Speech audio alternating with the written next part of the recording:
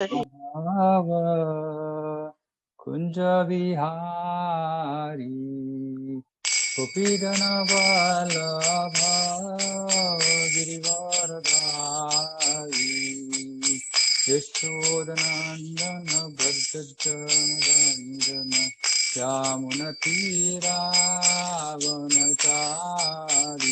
जय राधा माधव कुंज विहारी गोपीजन वल्लभ गिरिवरधारी यशोदनंदन व्रजजनरंजन यामुनतीरावनचारी जय राधा माधव कुंज विहारी गोपीजन वल्लभ गिरिवरधारी यशोदनंदन व्रजजनरंजन यामुनतीरावनचारी जय राधा माधव कुंज विहारी हरे कृष्णा कृष्ण कृष्ण हरे हरे हरे राम राम राम राम हरे हरे हरे कृष्णा कृष्ण कृष्ण हरे हरे हरे राम हरे राम राम राम हरे हरे हरे कृष्णा कृष्ण कृष्ण हरे हरे हरे राम राम राम हरे हरे हरे कृष्णा कृष्ण कृष्ण हरे हरे हरे राम राम राम हरे हरे हरे कृष्ण कृष्ण कृष्ण हरे हरे हरे राम राम राम हरे हरे हरे कृष्ण कृष्ण कृष्ण हरे हरे हरे राम राम राम हरे हरे हरे कृष्ण कृष्ण कृष्ण हरे हरे हरे राम राम राम हरे हरे हरे कृष्ण कृष्ण कृष्ण हरे हरे हरे राम राम राम हरे ಮಾಡುವವನಿಗೆ ಆತ್ಮಜ್ಞಾನ ಇರಬೇಕು ಅಂತ ಒಂದು ಅಂದ್ರೆ ಆತ್ಮಜ್ಞಾನ ಇರೋನು ಸಾರಿ ಆತ್ಮಜ್ಞಾನ ಇರೋನು ತಾನು ಭಗವಂತನ ಸೇವಕ ಅಂತ ತಿಳ್ಕೊತಾನೆ, ತಿಳ್ಕೊಂಡು ಭಕ್ತಿ ಸೇವೆ ಮಾಡೋದಕ್ಕೆ ಪ್ರಯತ್ನ ಮಾಡ್ತಾನೆ. ಯಾರು ಆತ್ಮಜ್ಞಾನ ಇಲ್ವೋ, ಯಾರು ದೇಹದ ಒಂದು ಜ್ಞಾನದಲ್ಲಿ ಮುಳುಗೋಗಿರ್ತಾರೋ ಅವ್ರಿಗೆ ತಮ್ಮ ದೇಹದ ಪೋಷಣೆನೇ ಮುಖ್ಯ. ಅದರ ಮೇಲೆ ಅದಕ್ಕಿಂತ ಮೇಲೆ ಏರೋದಕ್ಕೆ ಅವ್ರಿಗೆ ಸಾಧ್ಯವಾಗೋದಿಲ್ಲ. ಸೊ ಆದ್ರಿಂದ ಬರೀ ಆಹಾರ ನಿದ್ರಾ ಭಯ ಮೈಥುನ, ಆಹಾರ ಊಟ ಮಾಡೋದು, ನಿದ್ದೆ ಮಾಡೋದು, ಆಮೇಲೆ ಮಕ್ಕಳನ್ನ ಹುಟ್ಸೋದು, ಆಮೇಲೆ ತಮ್ಮನ್ನು ತಾವು ರಕ್ಷಿಸ್ಕೊಳ್ಳೋದು, ಇದ್ರಲ್ಲೇ ಅವನು ತನ್ನ ಜೀವನವನ್ನ ಕಳೆದ್ಬಿಡ್ತಾನೆ. ಮತ್ತೆ ಜೀವನದ ಗುರಿ ಏನು ಅನ್ನೋದನ್ನು ಕೂಡ ಅವನು ತಿಳ್ಕೊಳ್ಳೋದಿಲ್ಲ. ಯಾರಿಗೆ ಆತ್ಮಜ್ಞಾನ ಇರೋದಿಲ್ವೋ ಅಂತ ವ್ಯಕ್ತಿ. ಓಕೆ, ಆಮೇಲೆ ಮುಂದೆ ಸತ್ವಗುಣ, ರಜೋಗುಣ, ತಮೋಗುಣ, ಭೌತಿಕ ಗುಣದ ಬಗ್ಗೆ ಇದು ಮಾಡಿದ್ವಿ. ಓಕೆ, ಅದ್ರ ಮುಂದೆ ಇನ್ನು ನಾವು ಆತ್ಮ ಒಂದೇ ಮತ್ತೆ ದೇಹ ಬೇರೆ ಬೇರೆ ದೇಹಕ್ಕೆ ಸೇರ್ಕೊಳ್ಳುತ್ತೆ, ಅದ್ರ ಬಗ್ಗೆ ಒಂದು ನಾರದ ಮುನಿ ಬಗ್ಗೆ ಒಂದು ಕಥೆಯನ್ನು ಹೇಳಿ. ಒಂದು ಕತೆ ಏನ್ ತಿಳ್ಕೊಂಡ್ವಿ ಆ ಕಥೆಯಿಂದ ನಾವು? ಆ ಕಥೆಯಿಂದ ನಾವು ತಿಳ್ಕೊಂಡಿದ್ದು ನಮ್ಮ ಆತ್ಮಕ್ಕೆ ನಾವು ಕಷ್ಟ ಕೊಡಬಾರ್ದು ಅಂತ.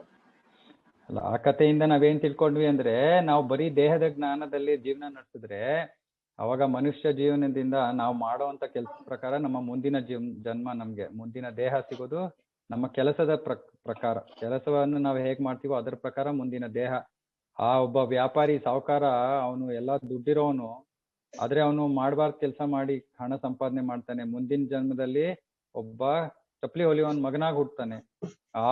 ಆಗ್ಲೂ ಅವನ ಒಂದು ಹಣದ ವ್ಯಾಮೋಹ ಹೋಗಲ್ಲ. ಅವನು ಆಮೇಲೆ ಅಲ್ಲಿಂದ ನಾಯಿಯ ದೇಹವನ್ನು ಪಡಿತಾನೆ, ನಾಯಿಯ ದೇಹದಿಂದ ಕೊನೆಗೆ ಹಾವಿನ ದೇಹವನ್ನು ಪಡಿತಾನೆ. ಹೀಗೆ ಈ ರೀತಿ ಮನುಷ್ಯ ಜನ್ಮದಿಂದ ಅವನು ಪತಿತನಾಗಿ ಕೊನೆಗೆ ಹಾವಿನ ದೇಹವನ್ನು ಪಡೆದು ಕೊನೆಗೆ ಏನ್ ಮಾಡ್ತಾರೆ ನಾರದ ಮುನಿಗಳು, ಅವರ ಸಂಬಂಧಿಕರನ್ನೇ ಮಕ್ಕಳು ಮೊಮ್ಮಕ್ಕಳನ್ನ ಕರ್ಸ್ಬಿಟ್ಟು ಏನೋ ಹಾವಿನ ದೇಹದಲ್ಲಿದ್ದ ಜೀವಿಯನ್ನ ಕೊಲ್ಲೋಂಗ್ ಮಾಡ್ತಾರೆ. ಆಮೇಲೆ ಅವ್ರಿಗೆ ತಿಳಿಸ್ತಾರೆ, ನೋಡು ನೀನು ಯಾರಿಗೋಸ್ಕರ ಇಷ್ಟೊಂದು ನೀನು ಮಮಕಾರ ಇಟ್ಕೊಂಡು ಎಷ್ಟೊಂದು ಆಸಕ್ತಿ ಇಟ್ಕೊಂಡು ಜೀವನ ನಡೆಸ್ದೆ, ಇಷ್ಟೊಂದು ಹಣ ಸಂಪಾದನೆ ಮಾಡ್ದೆ, ಈಗ ಕೊನೆಗೆ ಅವರೇ ಬಂದು ನಿನ್ನನ್ನ ಕೊಲ್ಲುವಂತ ಪರಿಸ್ಥಿತಿ ಬಂದಿದೆ. ಅಂದ್ರೆ ನಮ್ಮ ಈ ಒಂದು ಜನ್ಮದಲ್ಲಿ ಇರುವಂತಹ ಸಂಬಂಧಗಳನ್ನ ನಾವು ಅವೇ ಸರ್ವಸ್ವ ಅಂತ ನಾವು ಜೀವನ ನಡೆಸ್ಬಾರ್ದು. ಹೌದು, ಅದು ನಮ್ಮ ಕರ್ತವ್ಯ.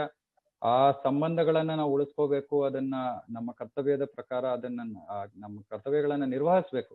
ಆದ್ರೆ ಅದರಲ್ಲೇ ಮುಳುಗೋಗ್ಬಾರ್ದು. ಅದೊಂದೇ ನಮ್ಮ ಜೀವನದ ಉದ್ದೇಶ ಅಲ್ಲ, ಅದು ಕೇವಲ ಒಂದು ಭಾಗ. ನಿಜವಾದ ಗುರಿ, ನಿಜವಾದ ನಮ್ಮ ಜೀವನದ ಧ್ಯೇಯ ಅಂದ್ರೆ ನಾನು ಭಗವಂತನ ಸೇವಕ, ಭಗವಂತನಿಗೆ ಭಕ್ತಿ ಸೇವೆ ಮಾಡೋದು, ಅದು ನನ್ನ ನಿಜವಾದ ಕರ್ತವ್ಯ. ಇನ್ಯಾರಿಗಾದ್ರೂ ಏನಾದ್ರು? ನಿಜವಾದ ಪುಣ್ಯ ಕಾರ್ಯವೆಂದರೆ ಭಕ್ತಿ ಮಾರ್ಗ ಕೊಡುವುದು ಬೇರೆಯವರಿಗೆ. ನಿಜವಾದ ಪುಣ್ಯ, ನಿಜವಾದ ಏನ್ ಹೇಳ್ತಾರೆ ಸೋಷಿಯಲ್ ವೆಲ್ಫೇರ್ ವರ್ಕ್, ಸಮಾಜ ಕಲ್ಯಾಣ ಸೇವೆ ಅಂದ್ರೆ ಇನ್ನೊಬ್ಬರಿಗೆ ಭಗವಂತನ ಭಕ್ತಿ ಸೇವೆಯ ಮಾರ್ಗವನ್ನು ತೋರಿಸ್ಕೊಡೋದು ನಿಜವಾದ ಸಮಾಜ ಕಲ್ಯಾಣ ಸೇವೆ.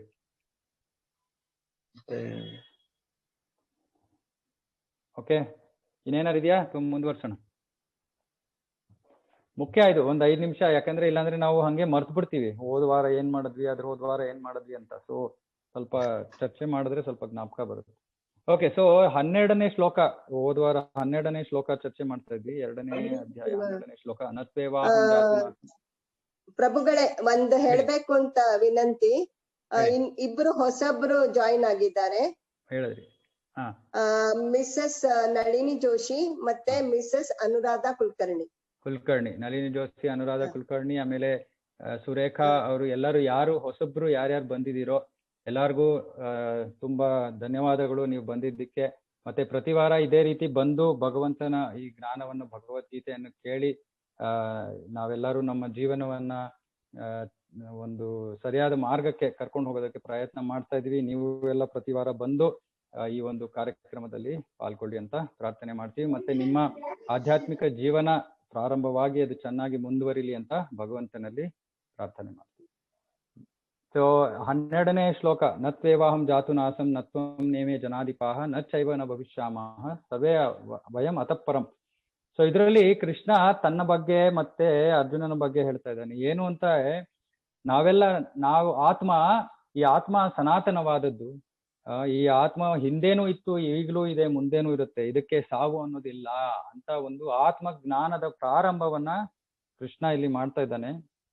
ಈ ಮುಖ್ಯವಾಗಿ ಇದ್ರಲ್ಲಿ ನಾವು ತಿಳ್ಕೊಬೇಕಾಗಿರೋದು ಏನಂದ್ರೆ, ನಮ್ಮ ಈ ವಿಶೇಷವಾಗಿ ನಾವು ದಕ್ಷಿಣ ಭಾರತದಲ್ಲಿ ಈ ಭಗವಂತನಲ್ಲಿ ಒಂದಾಗೋದು ಅನ್ನೋ ಒಂದು ಯೋಚನೆ ಮಾಡ್ಕೊಂಡು ನಾವು ಭಗವಂತನ ಭಕ್ತಿ ಅಂದ್ರೆ ಭಗವಂತನಲ್ಲಿ ಐಕ್ಯವಾಗೋದು ಅಂತ ಅನ್ಕೊಂಡು ಮಾಡ್ತಾ ಇದ್ದಾರೆ. ಆದ್ರೆ ಅದು ನಿಜವಾದ ಭಕ್ತಿ ಅಲ್ಲ. ಕೃಷ್ಣ ಇಲ್ಲಿ ಹೇಳ್ತಾನೆ, ನಾವೆಲ್ಲ ಪ್ರತ್ಯೇಕವಾದ ಜೀವಿಗಳು, ಆತ್ಮಗಳು. ಮತ್ತೆ ನಾವು ಸನಾತನವಾಗಿ ಆತ್ಮಗಳಾಗಿದ್ದೇವೆ. ಒಬ್ಬ ಸಾಧಾರಣ ಜೀವಿ ಭಗವಂತನಾಗೋದಕ್ಕೆ ಸಾಧ್ಯವಿಲ್ಲ. ಇದು ತುಂಬಾ ಮುಖ್ಯವಾದ ವಿಷಯ. ಭಗವಂತನು ಸನಾತನ, ನಾವು ಸನಾತನ. ಆದ್ರೆ ನಾವು ಅಲ್ಪರು, ಭಗವಂತ ಪರಮೋನ್ನತನು. ಈ ಅಲ್ಪ ಜೀವಿ ಭಗವಂತನಾಗೋದಿಕ್ ಸಾಧ್ಯ ಇಲ್ಲ. ಯಾರಾದ್ರೂ ಬಂದ್ಬಿಟ್ಟು ನಾನು ದೇವ್ರು ಅಂತ ಹೇಳಿದ್ರೆ ಅದನ್ನ ನಂಬಬಾರದು. ಯಾವ್ದರ ಆಧಾರದ ಮೇಲೆ ನಂಬಬೇಕು ಅಂದ್ರೆ ಅದನ್ನು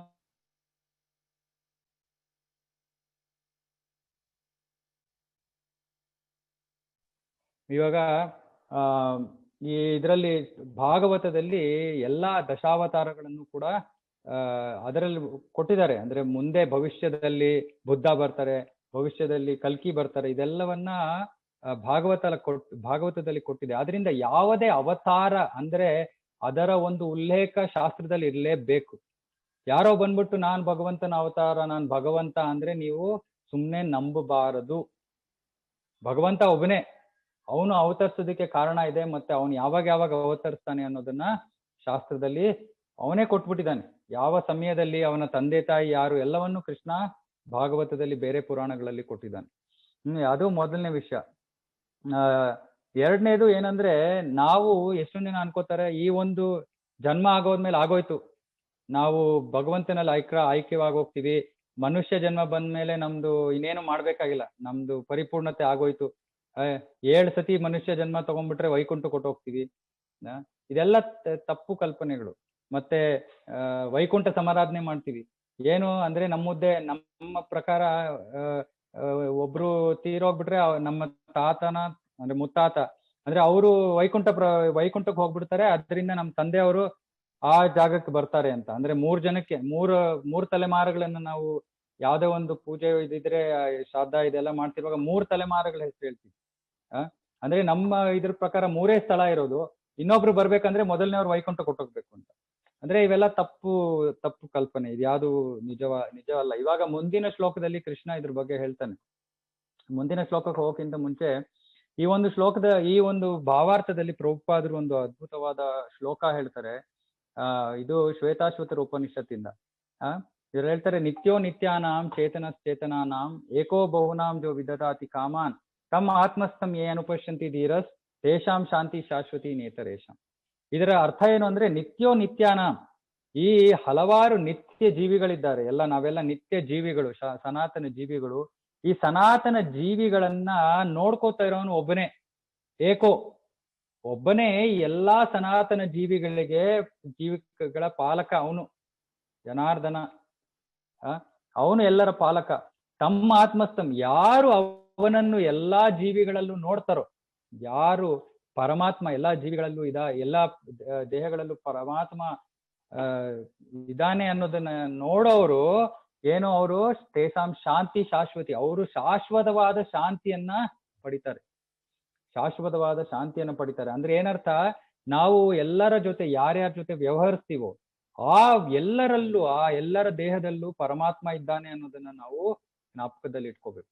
ಅದಕ್ಕೆ ನಾವ್ ಹೇಳೋದು, ಎಲ್ಲರಿಗೂ ಮರ್ಯಾದೆ ಕೊಡ್ಬೇಕು ಅಂತ ಹೇಳ್ತೀವಿ. ಯಾಕೆ ಎಲ್ಲರಿಗೂ ಮರ್ಯಾದೆ ಕೊಡ್ಬೇಕು ಅಂದ್ರೆ, ಪುಟ್ಟ ಮಕ್ಳಿಗೂ ಕೂಡ ಮರ್ಯಾದೆ ಕೊಡ್ಬೇಕಂತೆ ನಾವು. ಯಾಕೆ ಅಂದ್ರೆ, ಅವರ ದೇಹದಲ್ಲೂ ಕೂಡ ಪರಮಾತ್ಮ ಇದ್ದಾನೆ. ಪರಮಾತ್ಮ ಇರೋದ್ರಿಂದ ನಾವು ಎಲ್ಲಾ ಜೀವಿಗಳಿಗೂ ಮರ್ಯಾದೆ ಕೊಡ್ಬೇಕು. ಆದ್ರೆ ಆ ಒಬ್ಬ ಭಗವಂತ ಅವನು ನಮ್ಮೆಲ್ಲರನ್ನ ನೋಡ್ಕೋತಾ ಇದ್ದಾನೆ. ನಾವು ನಮ್ಮನ್ನ ನೋಡ್ಕೋತಾ ಇದೀವಿ ಅನ್ನೋದು ಕೇವಲ ನಮ್ಮ ಭ್ರಮೆ ಅಷ್ಟೇ. ನಾವು ಕರ್ತವ್ಯವನ್ನ ಮಾಡ್ಬೇಕು, ಆದ್ರೆ ನಿಜವಾದ ಪಾಲಕ, ನಿಜವಾಗಿಯೂ ನಮ್ಮನ್ನು ನೋಡ್ಕೋತಾ ಇರೋನು ಭಗವಂತ. ಮತ್ತೆ ಅವನೇ ಆ ಕಾಡಿನಲ್ಲಿರೋ ಆ ಆನೆಗೂ ಟನ್ಗಟ್ಲೆ ಆಹಾರ ತಿನ್ನುತ್ತೆ, ಆನೆಗೂ ಅವನೇ ಆಹಾರ ಕೊಡೋನು, ಆ ಇರುವೆಗೂ ಅವನೇ ಆಹಾರ ಕೊಡೋನು, ನಮಗೂ ಅವನೇ ಆಹಾರ ಕೊಡೋನು. ಆದ್ರೆ ನಾವೇನ್ ಮಾಡ್ತೀವಿ, ಮನುಷ್ಯರು ನಮಗೆ ಕೊಟ್ಟಿರೋ ಅಂತ ಎಲ್ಲ ಸೌಕರ್ಯಗಳನ್ನ ನಾವು ದುರುಪಯೋಗ ಪಡಿಸ್ಕೋತೀವಿ. ಆ ದುರುಪಯೋಗ ಪಡಿಸ್ಕೊಂಡಾಗ ಏನಾಗುತ್ತೆ, ನಮಗೆ ಶಿಕ್ಷೆಯ ರೂಪದಲ್ಲಿ ನಮಗೆ ಆಹಾರ, ಯಾರಿಗೂ ಆಹಾರ ಇಲ್ಲದೆ ಇರೋದು, ಇನ್ನೊಬ್ಬರಿಗೆ ಬೇರೆ ಕಷ್ಟ, ಇದೆಲ್ಲ ನಾವು ಮಾಡ್ಕೊಂಡಿರುವಂತಹ ಕೆಟ್ಟ ಕೆಲಸದಿಂದ ನಾವು ಅನುಭವಿಸ್ತಾ ಇರುವಂತಹ ಒಂದು ಪರಿಣಾಮ ಅಷ್ಟೇ. ಆದ್ರೆ ಈ ಆನೆ ಆಗ್ಲಿ, ಆ ಇರುವೆ ಆಗ್ಲಿ, ಯಾವ ಕೆಟ್ಟ ಕರ್ಮಗಳನ್ನು ಮಾಡಕ್ ಸಾಧ್ಯ ಇಲ್ಲ. ಆ ಜೀವಿಗಳು ಅವಕ್ಕೆ ಏನು ಬೇಕೋ ಅದು ಭಗವಂತ ತಾನೇ ನೋಡ್ಕೊಂಡು ಅವ್ನು ಕೊಡ್ತಾನೆ ಅವ್ರಿಗೆಲ್ಲ. ಅದೇ ರೀತಿ ನಾವು ಕೂಡ ಕೃಷ್ಣನ ಒಂದು ನಿಯಮಗಳ ಪ್ರಕಾರ ನಾವು ಜೀವನ ನಡೆಸಿದಾಗ ನಮಗೂ ಕೂಡ ಜೀವನದಲ್ಲಿ ಯಾವ ಕೊರತೆನೂ ಬರೋದಿಲ್ಲ. ಯಾಕಂದ್ರೆ ಭಗವಂತ ತನ್ನ ಎಲ್ಲಾ ಒಳ್ಳೆಯ ಮಕ್ಕಳಿಗೂ ಅವನು ಚೆನ್ನಾಗಿ, ಭಕ್ತರಿಗೆ ವಿಶೇಷವಾಗಿ ಅವನು ಎಲ್ಲವನ್ನೂ ಕೊಡ್ತಾನೆ. ಯಾರು ಸತತವಾಗಿ ಭಗವಂತನ ಚಿಂತನೆಯಲ್ಲಿ ಇರ್ತಾರೋ ಯೋಗಕ್ಷೇಮಂ ವಹಾಮ್ಯಂ ಅಂತ ಕೃಷ್ಣ ಹೇಳ್ತಾನೆ. ಅವರ ಯೋಗಕ್ಷೇಮವನ್ನ ನಾನು ನೋಡ್ಕೋತೀನಿ, ಅವ್ರ ಹತ್ರ ಏನಿದೆಯೋ ಅದನ್ನ ನಾನು ಕಾಪಾಡ್ತೀನಿ, ಅವ್ರ ಹತ್ರ ಏನಿಲ್ವೋ ಅದನ್ನ ಕೊಡ್ತೀನಿ ಅಂತ ಭಗವಂತ ಹೇಳ್ತಾನೆ. ದಯವಿಟ್ಟು ಜ್ಞಾಪಕ ಇಟ್ಕೋಬೇಕು, ನಾವು ಮಾಡ್ತಾ ಇರೋರಲ್ಲ, ನಾವು ಪಾಲಕರಲ್ಲ, ನಾವು ಪೋಷಕರಲ್ಲ, ಭಗವಂತ ನಮ್ಮೆಲ್ಲರನ್ನು ನೋಡ್ಕೋತಾ ಇದ್ದಾನೆ. ಸೊ ಇದು ಮುಖ್ಯವಾದ ವಿಷಯ. ಇನ್ನೊಂದು ಮುಖ್ಯವಾದ ವಿಷಯ, ಭಗವಂತ ಪುರುಷ, ವ್ಯಕ್ತಿ. ಭಗವಂತ ಶಕ್ತಿ ಅಲ್ಲ, ಭಗವಂತನಿಂದ ಶಕ್ತಿ ಬರ್ತಾ ಇದೆ. ನಾವೇನ್ ಅನ್ಕೋತೀವಿ, ಭಗವಂತ ಯಾರು ಅಂದ್ರೆ ಅವನೊಬ್ಬ ಶಕ್ತಿ ಅಂತ ಹೇಳ್ತೀವಿ. ಅವನು ಶಕ್ತಿ ಅಲ್ಲ, ಅವನು ಬೆಳಕು ಅಲ್ಲ, ಅವನು ಪ್ರಕಾಶ ಅಲ್ಲ, ಅವನು ವ್ಯಕ್ತಿ. ಆ ವ್ಯಕ್ತಿಯಿಂದ ಬರ್ತಾ ಇರುವಂತ ಪ್ರಕಾಶ, ವ್ಯಕ್ತಿಯಿಂದ ಬರ್ತಾ ಇರುವಂತ ಶಕ್ತಿ. ಸೊ ಅದಕ್ಕೆ ನಾವು ಕೃಷ್ಣನಲ್ಲಿ ಕೃಷ್ಣ ಭಕ್ತಿ ಅಂದ್ರೆ ನಾವ್ ಹೇಳೋದು, ಮೊದಲು ನಾವು ತಿಳ್ಕೊಬೇಕಾರದೇನು, ಕೃಷ್ಣ ವ್ಯಕ್ತಿ. ಆ ವ್ಯಕ್ತಿಗೆ ನಾವು ಭಕ್ತಿ ಮಾಡ್ತಾ ಇದೀವಿ. ಹೇಗೆ ಒಂದು ಸಾಮಾನ್ಯ ಸಾಮಾನ್ಯ ಜೀವನದಲ್ಲಿ ಒಬ್ಬರಿಗೂ ಇನ್ನೊಬ್ರು ಪರಸ್ಪರ ಒಂದು ಸಂಬಂಧ ಇರುತ್ತೆ. ಅದೇ ರೀತಿ ಭಗವಂತನ ಜೊತೆ ಇದು ನಮ್ಮ ಸಂಬಂಧ. ಆ ಸಂಬಂಧವನ್ನ ನಾವು ಪುನಃಸ್ಥಾಪನೆ ಮಾಡ್ಕೋತಾ ಇದೀವಿ. ಇವಾಗ ಕಳ್ಕೊಂಡ್ಬಿಟ್ಟಿದೀವಿ ನಾವು ಸಂಬಂಧವನ್ನ, ಮರ್ತೋಗ್ಬಿಟ್ಟಿದೀವಿ. ಭಗವಂತ ಯಾರು, ನಾನ್ ಯಾರು, ನನಗೂ ಭಗವಂತನಿಗೂ ಇರೋ ಸಂಬಂಧ ಏನು ಅನ್ನೋದನ್ನ ಮರ್ತೋಗ್ಬಿಟ್ಟಿದೀವಿ. ಈ ಕೃಷ್ಣ ಭಕ್ತಿ ಅಂದ್ರೆ ಭಗವಂತ ಯಾರು ಅಂತ ಜ್ಞಾಪಿಸ್ಕೊಂಡು, ನಾನು ಭಗವಂತನ ಸೇವಕ ಅಂತ ತಿಳ್ಕೊಂಡು, ನಾವು ಭಗವಂತನ ಜೊತೆ ಒಂದು ಪ್ರೇಮಮಯ ಸಂಬಂಧವನ್ನ ನಾವು ಸ್ಥಾಪನೆ ಮಾಡ್ಕೋತಾ ಇದೀವಿ. ಇದು ಭಕ್ತಿ. ಭಕ್ತಿ ಅಂದ್ರೆ ನಮ್ಮ ಒಂದು, ಅದಕ್ಕೆ ಕೃಷ್ಣ ಭಗವದ್ಗೀತೆಯಲ್ಲಿ ಹೇಳ್ತಾನೆ, ಪತ್ರಂ ಪುಷ್ಪಂ ಫಲಂ ತೋಯಂ ಯೋಮೇ ಭಕ್ತಿಯ ಪ್ರಯಚ್ಛತಿ. ನಾವು ಭಗವಂತನಿಗೆ ಭೋಗ ಅರ್ಪಣೆ ಮಾಡಿದ್ರೆ ಅವನೇ ಹೊಟ್ಟೆ ಹಸ್ಕೊಂಡು ಕೂತಿಲ್ಲ, ನಾವು ಕೊಡುವಂತ ಆಹಾರಕ್ಕೋಸ್ಕರ ಕಾಯ್ತಾ ಕೂತಿಲ್ಲ ಅವನು. ಆದ್ರೆ ಯೋಮೇ ಭಕ್ತಿಯ ಪ್ರಯಚ್ಛತಿ, ಯಾವಾಗ ನಾವು ಒಂದು ಭಕ್ತಿ ಪ್ರೇಮದಿಂದ ಭಗವಂತನಿಗೆ ಅರ್ಪಣೆ ಮಾಡ್ತೀವೋ, ಅವನಿಗೆ ಹೊಟ್ಟೆ ಹಸಿತಾ ಇಲ್ದಾರು ಅವ್ನು ಸ್ವೀಕಾರ ಮಾಡ್ತಾನೆ, ಅವನಿಗೆ ಊಟ ಬೇಡದೇ ಇದ್ರು ಅವ್ನು ಸ್ವೀಕಾರ ಮಾಡ್ತಾನೆ. ಆದ್ರಿಂದ ಭಕ್ತಿ ಅಂದ್ರೆ, ಭಕ್ತಿ ಒಂದು ಪ್ರೇಮಮಯ ಸಂಬಂಧದ ಮೇಲೆ ಆಧಾರಿತವಾಗಿದೆ. ಆ ಪ್ರೇಮಕ್ಕೆ ಮುಖ್ಯವಾದದ್ದೇನು? ಕೃಷ್ಣ ವ್ಯಕ್ತಿ ಅನ್ನೋದು ಮುಖ್ಯವಾದ ಅಂಶ.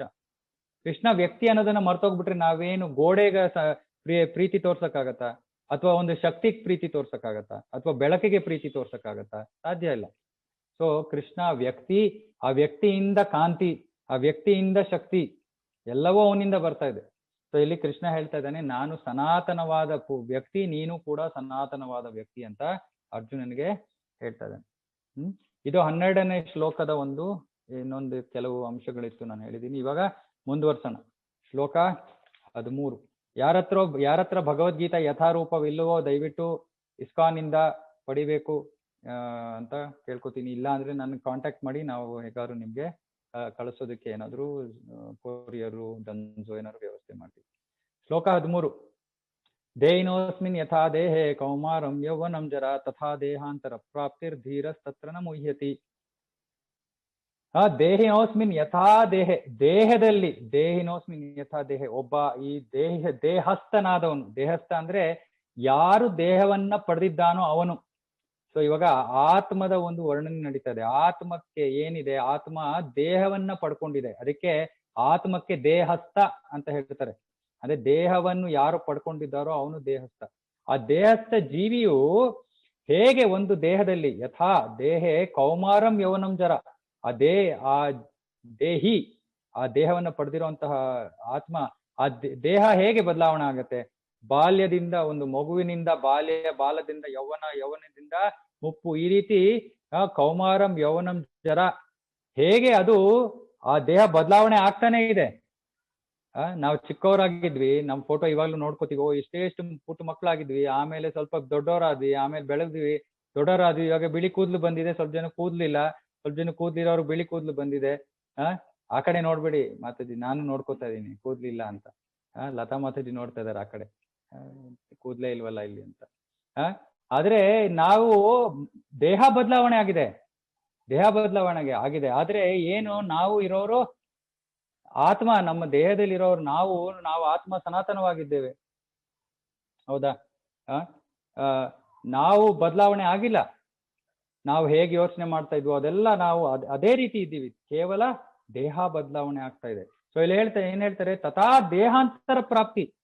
ಅದೇ ರೀತಿ ಹೇಗೆ ನಾವು ಈ ಜನ್ಮದಲ್ಲಿ ಒಂದು ದೇಹ, ಒಂದು ರೂಪದಿಂದ ಇನ್ನೊಂದು ರೂಪ ಬದಲಾವಣೆ ಆಗ್ತಾ ಇದೆ, ಆದರೆ ನಾವು ಅದೇ ಆತ್ಮ, ಅದೇ ರೀತಿ ಈ ದೇಹಾಂತರ ಪ್ರಾಪ್ತಿ. ದೇಹಾಂತರ ಅಂದ್ರೆ ಯಾವಾಗ ಮರಣ ಅನ್ನೋ ಒಂದು ಸನ್ನಿವೇಶ ಬರುತ್ತೋ, ಅಂದ್ರೆ ಒಂದು ದೇಹದಿಂದ ನಾವು ಇನ್ನೊಂದು ದೇಹಕ್ಕೆ ದೇಹಾಂತರವಾಗ್ತೀವಿ.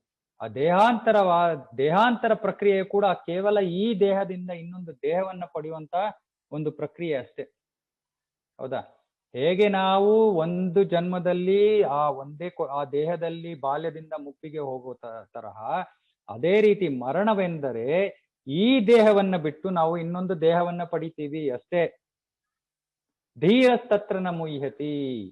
ಧೀರನಾದವನು ಏನೋ, ಅವನು ಇದರಿಂದ ವಿಚಲಿತನಾಗೋದಿಲ್ಲ,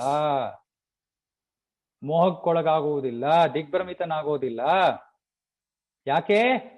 ಅವನಿಗೆ ಗೊತ್ತು, ಮರಣ ಅಂದರೆ ಕೇವಲ ದೇಹದ ಬದಲಾವಣೆ. ಯಾಕೆ? ನಾನು ಸನಾತನ ಜೀವಿ, ನನಗೆ ಮರಣ ಅನ್ನೋದೇ ಇಲ್ಲ. ಮತ್ತೆ ನಮಗೆ ಭಯ ಯಾತಕ್ಕೆ? ಯಾತಕ್ಕೆ ನಮಗೆ ಚಿಂತೆ?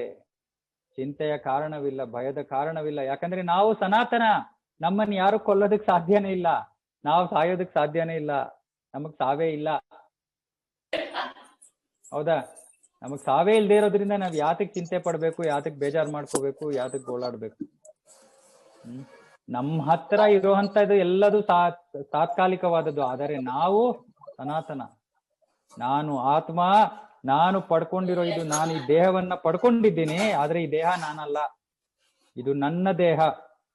ನಾನು ಸನಾತನ, ನನ್ಗೆ ಸಾವೇ ಇಲ್ಲ. ಸೊ ಆದ್ರಿಂದ ಇಲ್ಲಿ ಭಾವಾರ್ಥದಲ್ಲಿ ಹೇಳ್ತಾ ಇದಾರೆ, ನಮಗೆ ಮುಂದೆ ದೇಹ ಸಿಗೋದು ಖಂಡಿತ. ಯಾವ ತರಹದ ದೇಹ ಪಡಿತೀವಿ ಅನ್ನೋದು ನಮ್ಮ ಕೈನಲ್ಲಿದೆ. ಭೌತಿಕವಾದ ದೇಹವನ್ನಾದ್ರೂ ಪಡಿಬಹುದು ನಾವು, ಅಥವಾ ಆಧ್ಯಾತ್ಮಿಕ ದೇಹವನ್ನಾದ್ರೂ ಪಡಿಬಹುದು. ಭೌತಿಕ ದೇಹದಲ್ಲಿ ನಮಗೆ 3 ಆಯ್ಕೆಗಳಿವೆ. ಊರ್ಧ್ವಂ ಗಚ್ಚಂತಿ ಸತ್ವಸ್ಥ, ಮಧ್ಯ ತಿಷ್ಠಂತಿ ರಾಜಸ, ಅಧೋ ಗಚ್ಚಂತಿ ತಾಮಸ.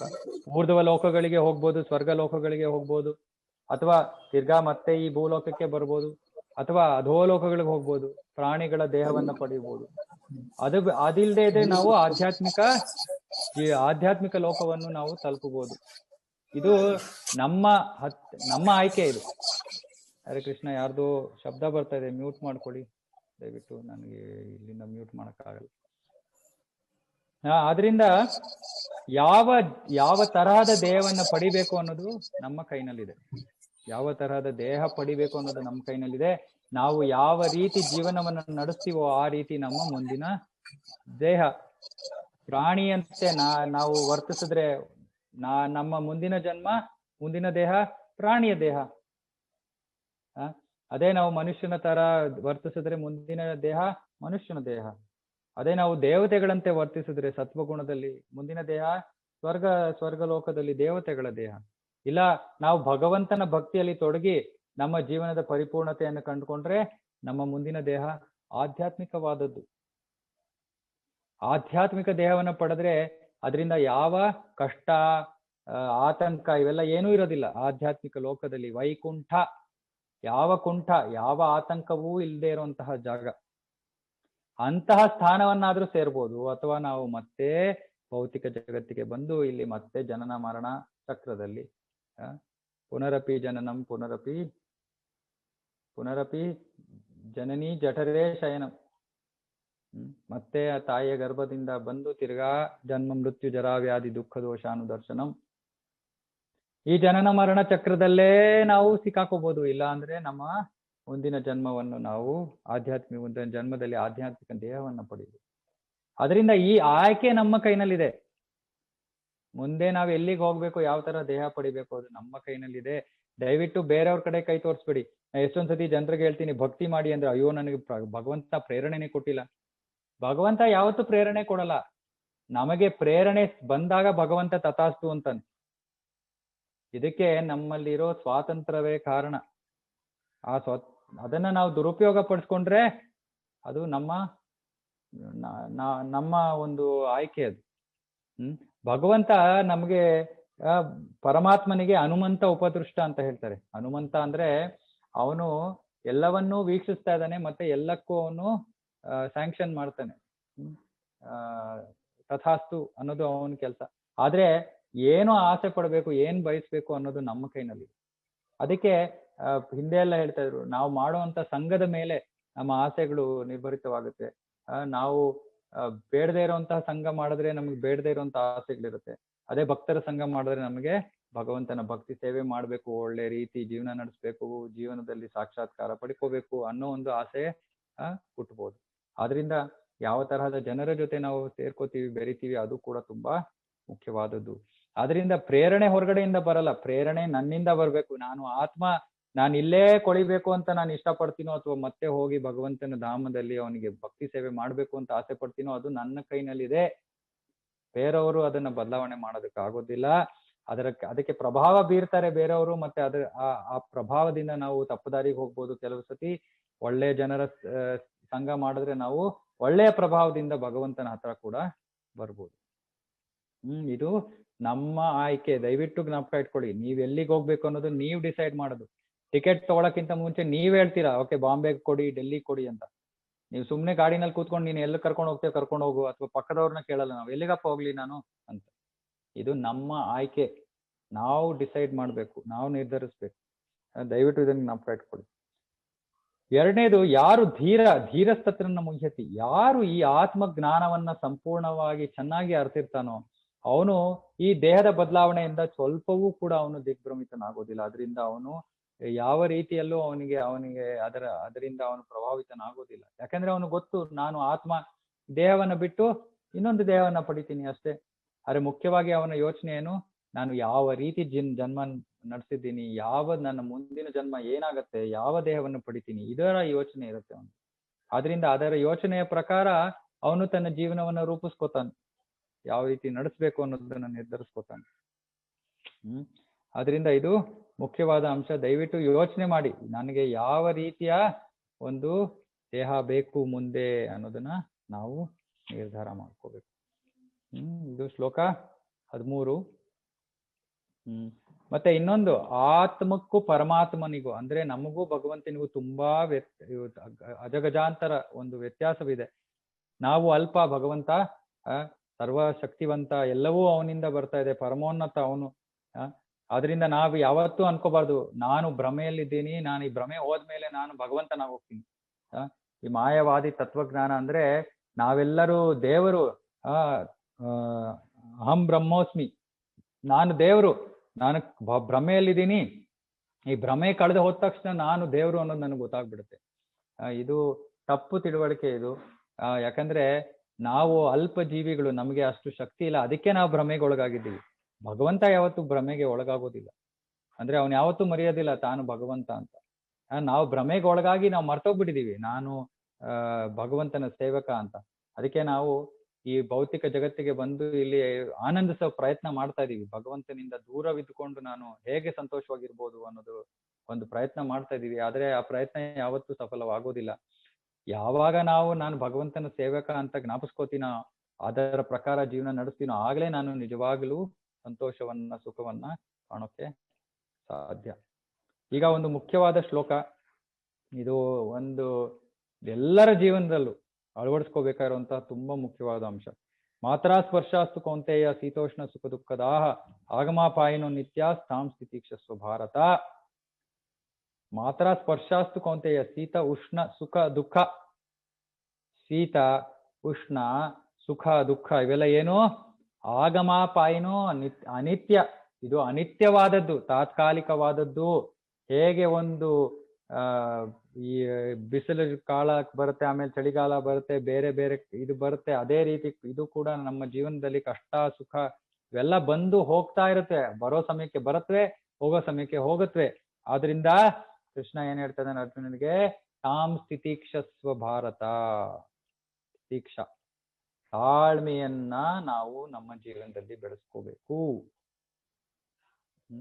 ಆದ್ರೆ ನಮ್ಗೆ ಪ್ರಾಬ್ಲಮ್ ಏನಂದ್ರೆ, ನಮಗೆ ತಾಳ್ಮೆ ಅನ್ನೋದೇ ಇಲ್ಲ, ಯಾವ್ದಕ್ಕೂ ತಾಳ್ಮೆ ಇಲ್ಲ. ಎಲ್ಲವನ್ನ ನಾವು ಈ ತಾಳ್ಮೆ ಎಲ್ಲ, ಈ ಸಮಯ ಇಲ್ಲ, ಯಾವ್ದಕ್ಕೂ ಸಮಯ ಇಲ್ಲ. ಆದ್ರಿಂದ ಎಲ್ಲೂ ಒಂಚೂರು ತಾಳ್ಮೆ ಇಲ್ಲ, ಎಲ್ಲಾ ಇಮಿಡಿಯೇಟ್ ಆಗಿ ಆಗ್ಬಿಡ್ಬೇಕು. ನಾಳೆ ಆಗೋದು ಇವಾಗ ಆಗ್ಬೇಕು, ಇವಾಗ ಆಗೋದು ಇದು, ಈ ರೀತಿ ನಮ್ಮ ಜೀವನದಲ್ಲಿ ನಾವು ಯಾವ್ದಕ್ಕೂ ಕಾಯಕ್ ಸಿದ್ಧವಾಗಿಲ್ಲ. ಯಾವ ತೊಂದರೆಗೂ ಹೋಗೋದಕ್ಕೆ ಟೈಮ್ ಕೊಡಕ್ ರೆಡಿ ಆಗಿಲ್ಲ ನಾವು. ತೊಂದರೆ ಬಂದ್ಬಿಟ್ರೆ ಇಮಿಡಿಯೇಟ್ ಆಗಿ, ಸ್ವಲ್ಪ ತಲೆನೋವು ಬಂತ ಒಂದು ಕ್ರೋಸಿನ್ ಹಾಕೊಂಡ್ಬಿಡೋದು. ಅಂದ್ರೆ ಆ ತಲೆನೋವನ್ನ ಸಹಿಸ್ಕೊಳ್ಳೋದಕ್ಕೆ ನಮ್ಗೆ ಶಕ್ತಿನೇ ಇಲ್ಲ. ಈಗ ಎಷ್ಟೊಂದ್ ಜನ ತಾಯಂದ್ರು ಅಷ್ಟೇ, ಹೇಗೆ ಮಕ್ಕಳು ಹುಟ್ಟೋದು, ಮುಂಚೆ ಎಲ್ಲ ನ್ಯಾಚುರಲ್ ಡೆಲಿವರಿ ಆಗೋದು, ಇವಾಗ ಬರೀ ಸಿ ಸೆಕ್ಷನ್. ಯಾಕಂದ್ರೆ ತಡ್ಕೊಳ್ಳೋ ಶಕ್ತಿನೇ ಇಲ್ಲ. ಯಾವುದೇ ವಿಷಯ ಆಗ್ಲಿ, ಒಂದು ಟ್ರಾಫಿಕ್ ಸಿಗ್ನಲ್ ಅಲ್ಲಿ ನಿಂತಿರ್ತೀವಿ, 1-2 ಸೆಕೆಂಡ್ ಕಾಯಕ್ಕೆ ನಾನು ಎಷ್ಟೊತ್ತಿ ನೋಡ್ತಾ ಇರ್ತೀನಿ, ರೆಡ್ ಇಂದ ಗ್ರೀನ್ ಆಗಿದೆ, ಹಿಂದೆಯಿಂದ ಪಾಂಪ್ ಅಂತ ಹೊಡಿತಾರೆ. ಏನು ಸಿಗ್ನಲ್ ಬಂದಾದ್ಮೇಲೆ ಮುಂದೆ ಇರೋ ಗಾಡಿಗಳು ಹೋಗ್ಬೇಕು, ಆಮೇಲೆ ನಾವು ಮುಂದೆ ಹೋಗ್ತೀವಿ. ನಾವೇನಲ್ಲಿ ಸಿಗ್ನಲ್ ಅಲ್ಲಿ ನಿಂತ್ಕೊಂಡು ಟೈಮ್ ಪಾಸ್ ಮಾಡೋದಕ್ಕೆ ಯಾರೂ ನಿಂತಿರಲ್ಲ. ಆದ್ರೆ ಜನರಿಗೆ ತಾಳ್ಮೆ ಇಲ್ಲ. ಯಾವ್ದಾದ್ರು ತೊಂದರೆ ಬಂತ, ಆ ತೊಂದರೆ ಇಮಿಡಿಯೇಟ್ ಆಗಿ ಸಾಲ್ವ್ ಆಗ್ಬಿಡ್ಬೇಕು. ಅದಕ್ಕೆ ನಾ ಎಷ್ಟೊಂದ್ಸತಿ ಹೇಳ್ತೀನಿ, ಭಾರತದಲ್ಲಿ ಇರೋದು ನಮ್ಗೆ ತಾಳ್ಮೆಯನ್ನ ಕಲಿಸುತ್ತೆ. ಬೇರೆ ದೇಶಗಳಲ್ಲಿ ನಮಗ್ ತಾಳ್ಮೆ ಇರ್ಬೇಕಾಗಿಲ್ಲ, ಯಾಕಂದ್ರೆ ಎಲ್ಲಾ ಒಂಥರ ಸರಿಯಾಗಿ ಸಮಯಕ್ಕೆ ನಡೀತಾ ಹೋಗುತ್ತೆ. ಭಾರತದಲ್ಲಿ ಆತರ ಅಲ್ಲ. ಅಂದ್ರೆ ಇದು ಈ ರೀತಿ ಇರ್ಬೇಕು ಅಂತ ನಾನು ಹೇಳ್ತಾ ಇಲ್ಲ, ಆದ್ರೆ ನಮಗ್ ತಾಳ್ಮೆಯನ್ನ ಕಲಿಸುತ್ತೆ. ಎಲ್ಲೋ ಒಂದ್ ಕಡೆ ಹೋಗ್ತೀವಿ, ಅರ್ಧ ಗಂಟೆಲಿ ಆಗೋ ಕೆಲಸ ಒಂದೊಂದ್ಸತಿ 1 ಗಂಟೆ 1.5 ಗಂಟೆ ಆಗುತ್ತೆ. ನಾವು ಅಲ್ಲಿ ಕುಣಿಯಕ್ ಶುರು ಮಾಡಿದ್ರೆ ಏನಾಗುತ್ತೆ, ಕೆಲಸ ಅಂತೂ ಏನ್ ಬೇಗ ಆಗೋದಿಲ್ಲ. ಸುಮ್ನೆ ನಾವು ಮನಸ್ಸಿನಲ್ಲಿ ತೊಂದರೆಗಳನ್ನ ತಂದ್ಕೋತೀವಿ. ಏನಪ್ಪಾ ಇದು ಫ್ರಸ್ಟ್ರೇಷನ್, ಇದು ಅದು ಏನೇನೋ ನೆಗೆಟಿವ್ ಯೋಚನೆಗಳು ಬರುತ್ತೆ. ಅದರಿಂದ ಎಲ್ಲಾ ವಿಷಯಗಳಲ್ಲೂ ನಾವು ತಾಳ್ಮೆಯಿಂದ ಇರ್ಬೇಕು. ಏನೋ ಪಡಿಬೇಕು ಅಂತ ಪ್ರಯತ್ನ ಮಾಡ್ತಾ ಇದೀವಿ, ತಾಳ್ಮೆಯಿಂದ ಮಾಡ್ಬೇಕು. ಸಿಗೋ ಸಮಯಕ್ಕೆ ಸಿಗುತ್ತೆ. ಎಷ್ಟೊಂದ್ ಜನ ಇವಾಗ ಕರೋನಾ ಇಂದ ಎಷ್ಟೊಂದ್ ಜನ ಪಾಪ ಕೆಲಸ ಕಳ್ಕೊಂಡಿದ್ದಾರೆ. ಎಷ್ಟೊಂದ್ ಜನ ನಂಗೆ ಗೊತ್ತಿರೋರು ಕೆಲಸ ಹುಡುಕ್ತಾ ಇದ್ದಾರೆ. ಎಷ್ಟು ಪ್ರಯತ್ನ ಮಾಡಿದ್ರು ಸಿಗ್ತಾ ಇಲ್ಲ ಅಂತ ಇದಾರೆ. ಅದಕ್ಕೆ ತಾಳ್ಮೆ ಇರ್ಬೇಕು. ಯಾವಾಗ ಸಮಯ ಬರುತ್ತೋ, ಯಾವಾಗ ಕೆಲಸ ಆಗ್ಬೇಕು ಅಂತಿರುತ್ತೋ ಆ ಸಮಯಕ್ಕೆ ಆಗೋದು. ನಾವು ಅದರಿಂದ ನಾವು ಯೋಚನೆ ಮಾಡಿದ್ರೆ, ಗೊಂದಲಕ್ಕೊಳಗಾದ್ರೆ ಅದು ಆಗತ್ತೆ ಅಂತ ಯಾವ ಗ್ಯಾರಂಟಿನೂ ಇಲ್ಲ. ಇನ್ನು ಮಿಕ್ಕಿದವ್ರು ಎಷ್ಟೊಂದ್ ಜನ ಹೇಳ್ತಾರೆ, ನನಗೆ ಇವ್ರು ಮೋಸ ಮಾಡಿದ್ರು, ಅವ್ರು ಇದ್ ಮಾಡಿದ್ರು, ಮತ್ತವ್ರು ಇನ್ನೊಬ್ರು ಮಾಡಿದ್ರು, ಆದ್ರಿಂದ ನಾನು ಅವ್ರ ಮೇಲೆ ವಿರುದ್ಧ ಇದ್ ಮಾಡ್ತೀನಿ, ಅವ್ರಿಗೆ ಏನೋ ಅವ್ರಿಗೆ ತೊಂದರೆ ಮಾಡ್ತೀನಿ, ಅಥವಾ ಅವ್ರಿಗೆ ಗೊತ್ತಾಗ್ಲಿ ಅವ್ರು ಮಾಡ್ತಾ ಇರೋದು ತಪ್ಪು. ತಾಳ್ಮೆಯಿಂದ ಇರ್ಬೇಕು. ಆಯ್ತು ಏನೋ ಬಂತ, ಓಕೆ ಭಗವಂತನ ಇಚ್ಛೆ, ಏನೋ ಬಂತ, ಆಯ್ತು ನಾನು ಅನುಭವಿಸ್ಬೇಕಾಯ್ತು ನನ್ನ ಕರ್ಮ ಫಲ, ಅಷ್ಟೇ. ತಾಳ್ಮೆಯಿಂದ ಸ್ವೀಕಾರ ಮಾಡ್ಬೇಕು.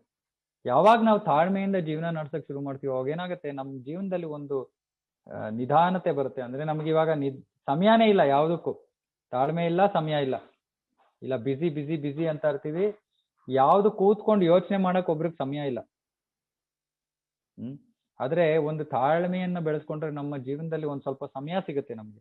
ಆ ಸಮಯ ಸಿಕ್ಕಿದಾಗ ಒಂದ್ ಸ್ವಲ್ಪ ಕೂತ್ಕೊಂಡು ಯೋಚನೆ ಮಾಡ್ಬೋದು. ಓಕೆ, ಅಲ್ಲೋ ಲೈನಲ್ಲಿ ನಿಂತಿದೀವಾ, ಸರಿ ಯೋಚನೆ ಮಾಡ್ಬೋದು. ಓಕೆ, ನನ್ನ ಜೀವನ ಯಾಕಿದ್ದೀನಿ, ನಾನು ಇದೇನಕ್ಕೆ ಏನ್ ಮಾಡಕ್ ಬಂದಿದ್ದೀನಿ, ನನ್ನ ಜೀವನದ ಉದ್ದೇಶ ಏನು, ಇದೆಲ್ಲ ಯೋಚನೆ ಮಾಡಕ್ ಒಂದ್ ಸಮಯ ಸಿಗುತ್ತೆ. ಭಗವದ್ಗೀತೆಯಲ್ಲಿ ಜ್ಞಾನ ಇದೆ, ತಿಳ್ಕೊಳ್ಳೋಣ, ಓದೋಣ. ಸೊ ಸಮಯ ಸಿಕ್ಕಿದಾಗ ನಾವು ಈ ಪ್ರಶ್ನೆಗಳಿಗೆ ಉತ್ತರ ಪಡ್ಕೊಳಕ್ ಪ್ರಯತ್ನ ಮಾಡ್ಬೋದು. ಈ ರೀತಿ ಒಂದು ಜೀವನದಲ್ಲಿ ಒಂದು ಸ್ವಲ್ಪ ಸಮಯ ಸಿಕ್ಕಿದಾಗ ಬೇರೆ ವಿಷಯಗಳ ಬಗ್ಗೆ ನಾವು ನಮ್ಮ ಮನಸ್ಸನ್ನ ಹಾಯಿಸೋದಕ್ಕೆ ಸಾಧ್ಯವಾಗತ್ತೆ. ಇಲ್ಲಾಂದ್ರೆ ಏನ್ ಮಾಡ್ತಾ ಇದೀವೋ, ಹೆಂಗೆ ಅಂದ್ರೆ ಒಂದು ಹೊಸ ಕಾರ್ ತಗೊಂಡು ಫಾಸ್ಟ್ ಆಗಿ ಹೋಗ್ತಾ ಇದ್ದಾನೆ. ಯಾರು ನಿಲ್ಸ್ ಕೇಳಿದ್ರಂತೆ, ಏನಪ್ಪ ಎಷ್ಟು ಚೆನ್ನಾಗಿದೆ ಕಾರು, ಎಷ್ಟು ಫಾಸ್ಟ್ ಆಗಿ ಹೋಗ್ತಾ ಇದೆಯಾ, ಎಲ್ಲಿಗೆ ಹೋಗ್ತಾ ಇದೆಯಾ? ನಾನು ಎಲ್ಲಿಗೆ ಹೋಗ್ತಾ ಇದೀನಿ ಅನ್ನೋ ಗೊತ್ತಿಲ್ಲ, ಕೇಳ್ಬೇಡಿ ನನ್ಗೆ, ನಾನು ಸುಮ್ನೆ ಫಾಸ್ಟ್ ಆಗಿ ಹೋಗ್ಬೇಕು. ಈ ರೀತಿ ನಾವು ಜೀವನ ನಡೆಸ್ತಾ ಇದೀವಿ. ಫಾಸ್ಟ್ ಆಗಿ ಹೋಗ್ತಾ ಇದೀವಿ, ಎಲ್ಲಿಗೆ ಹೋಗ್ತಾ ಇದೀವಿ ಅಂತ ಕೇಳಿದ್ರೆ ಗೊತ್ತಿಲ್ಲ. ಮುಂದಿನ ಜನ್ಮ ಏನಾಗತ್ತೆ ಗೊತ್ತಿಲ್ಲ. ಒಳ್ಳೇದಾಗಿರುತ್ತೋ, ಸುಖವಾಗಿರುತ್ತೋ, ದುಃಖ ಭರಿತವಾಗಿರುತ್ತೋ ಗೊತ್ತಿಲ್ಲ. ಯಾವುದು ಗೊತ್ತಿಲ್ಲ. ಆದ್ರೆ ಬಿಸಿ ಇದೀವಿ. ಏನ್ ಮಾಡೋದಕ್ಕೆ, ಏನ್ ಸಾಧನೆ ಮಾಡೋದಕ್ಕೆ ಬಿಸಿ ಇದೀವಿ ಗೊತ್ತಿಲ್ಲ. ಸೊ ಈ ರೀತಿ ಜೀವನ ನಡೆಸಬಾರ್ದು. ಎಲ್ಲದನ್ನು ತಾಳ್ಮೆಯಿಂದ ನಾವು ಸ್ವೀಕಾರ ಮಾಡ್ಬೇಕು. ಕಷ್ಟ ಬಂದಿದ್ಯಾ, ತಾಳ್ಮೆಯಿಂದ ಸ್ವೀಕಾರ ಮಾಡ್ಬೇಕು. ಕಷ್ಟ ಸಂಬಂಧಗಳಿದ್ಯಾ ಜೀವನದಲ್ಲಿ, ತಾಳ್ಮೆಯಿಂದ ಸ್ವೀಕಾರ ಮಾಡ್ಬೇಕು. ಆದ್ರಿಂದ ಇದು ತುಂಬಾ ಮುಖ್ಯವಾದ ಅಂಶ. ಮತ್ತೆ ದಯವಿಟ್ಟು ಇನ್ನೊಂದು ತಿಳ್ಕೊಳ್ಳಿ, ಈ ಒಂದು ಕಷ್ಟಗಳು ನಮಗೆ ಬರೋದು ಯಾವುದರ ಮೂಲಕ, ಈ ದೇಹದ ಮೂಲಕ. ಹೌದಾ? 3 ತರಹದ ಕ್ಲೇಶಗಳಿದೆ: ಆಧ್ಯಾತ್ಮಿಕ, ಆದಿದೈವಿಕ, ಆದಿಭೌತಿಕ. ಈ ಕ್ಲೇಶಗಳು ಈ ಆಧ್ಯಾತ್ಮಿಕ ಅಂದ್ರೆ ನಮ್ಮ ದೇಹ ಮತ್ತು ಮನಸ್ಸಿನಿಂದ ಬರುವಂತದ್ದು. ಆದ್ರಿಂದ ಈ ದೇಹ ಮತ್ತು ಮನಸ್ಸು ನಮಗೆ ಕಷ್ಟ ಕೊಡೋದಕ್ಕೆ ಇರುವಂತ ಒಂದು ಮಾಧ್ಯಮ. ಈ ಯಾವ ದೇಹದಿಂದ ನಮಗೆ ಕಷ್ಟ ಬರುತ್ತೋ ಅದೇ ದೇಹಕ್ಕೋಸ್ಕರ ನಾವ್ ಎಷ್ಟೊಂದು ಕಷ್ಟ ಪಡ್ತೀವಿ. ಯಾರು ನಮಗೆ ಕಷ್ಟ ಕೊಡ್ತಾರೆ ಅಂದ್ರೆ ಅವ್ರಿಗೋಸ್ಕರ ನಾವು ಚೆನ್ನಾಗಿ ಏನಾದ್ರು ತುಂಬಾ ಕಷ್ಟಪಟ್ಟು ಅವ್ರಿಗೆ ಒಳ್ಳೇದಾಗ್ಲಿ ಅಂತ ಕೆಲಸ ಮಾಡ್ತೀವ? ಇಲ್ಲ, ಅವರಿಂದ ಸ್ವಲ್ಪ ದೂರ ಇರಕ್ ಪ್ರಯತ್ನ ಮಾಡ್ತೀವಿ. ಆದ್ರೆ ಇಲ್ಲಿ ನೋಡಿ, ನಮ್ಮ ದೇಹ ಮತ್ತೆ ಮನಸ್ಸು, ಕೃಷ್ಣ ಭಗವದ್ಗೀತೆನಲ್ಲಿ ಹೇಳ್ತಾನೆ, ಆ ಮನಸ್ಸು ನಿಮ್ಮ ಎಲ್ಲಕ್ಕಿಂತ ದೊಡ್ಡ ವೈರಿ. ಆ ವೈರಿಯ ಜೊತೆನೆ ನಾವು 24 ಗಂಟೆ ಜೀವನ ಮಾಡ್ತಾ ಇದೀವಿ. ಈ ದೇಹದ ಜೊತೆ ಜೀವನ ಮಾಡ್ತಾ ಇದೀವಿ. ದೇಹದಿಂದ ತೊಂದರೆ ಬರುತ್ತೆ, ಆದ್ರೂ ಕೂಡ ಆ ದೇಹವನ್ನ ನೋಡ್ಕೊಳಕ್ಕೆ, ಆ ಮನಸ್ಸನ್ನ ನೋಡ್ಕೊಳಕ್ಕೆ ಎಷ್ಟು ಶ್ರಮಿಸ್ತಾ ಇದೀವಿ. ಆದ್ರೆ ಆತ್ಮ, ನಾವು ನಿಜವಾಗ್ಲೂ ಆ ಆತ್ಮದ ಬಗ್ಗೆ ನಮಗೆ ಕಾಳಜಿನೇ ಇಲ್ಲ.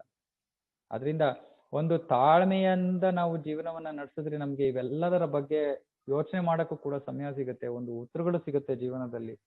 ಜೀವನಕ್ಕೆ ಒಂದು ಗುರಿ, ಒಂದು ಉದ್ದೇಶ ಸಿಗುತ್ತೆ.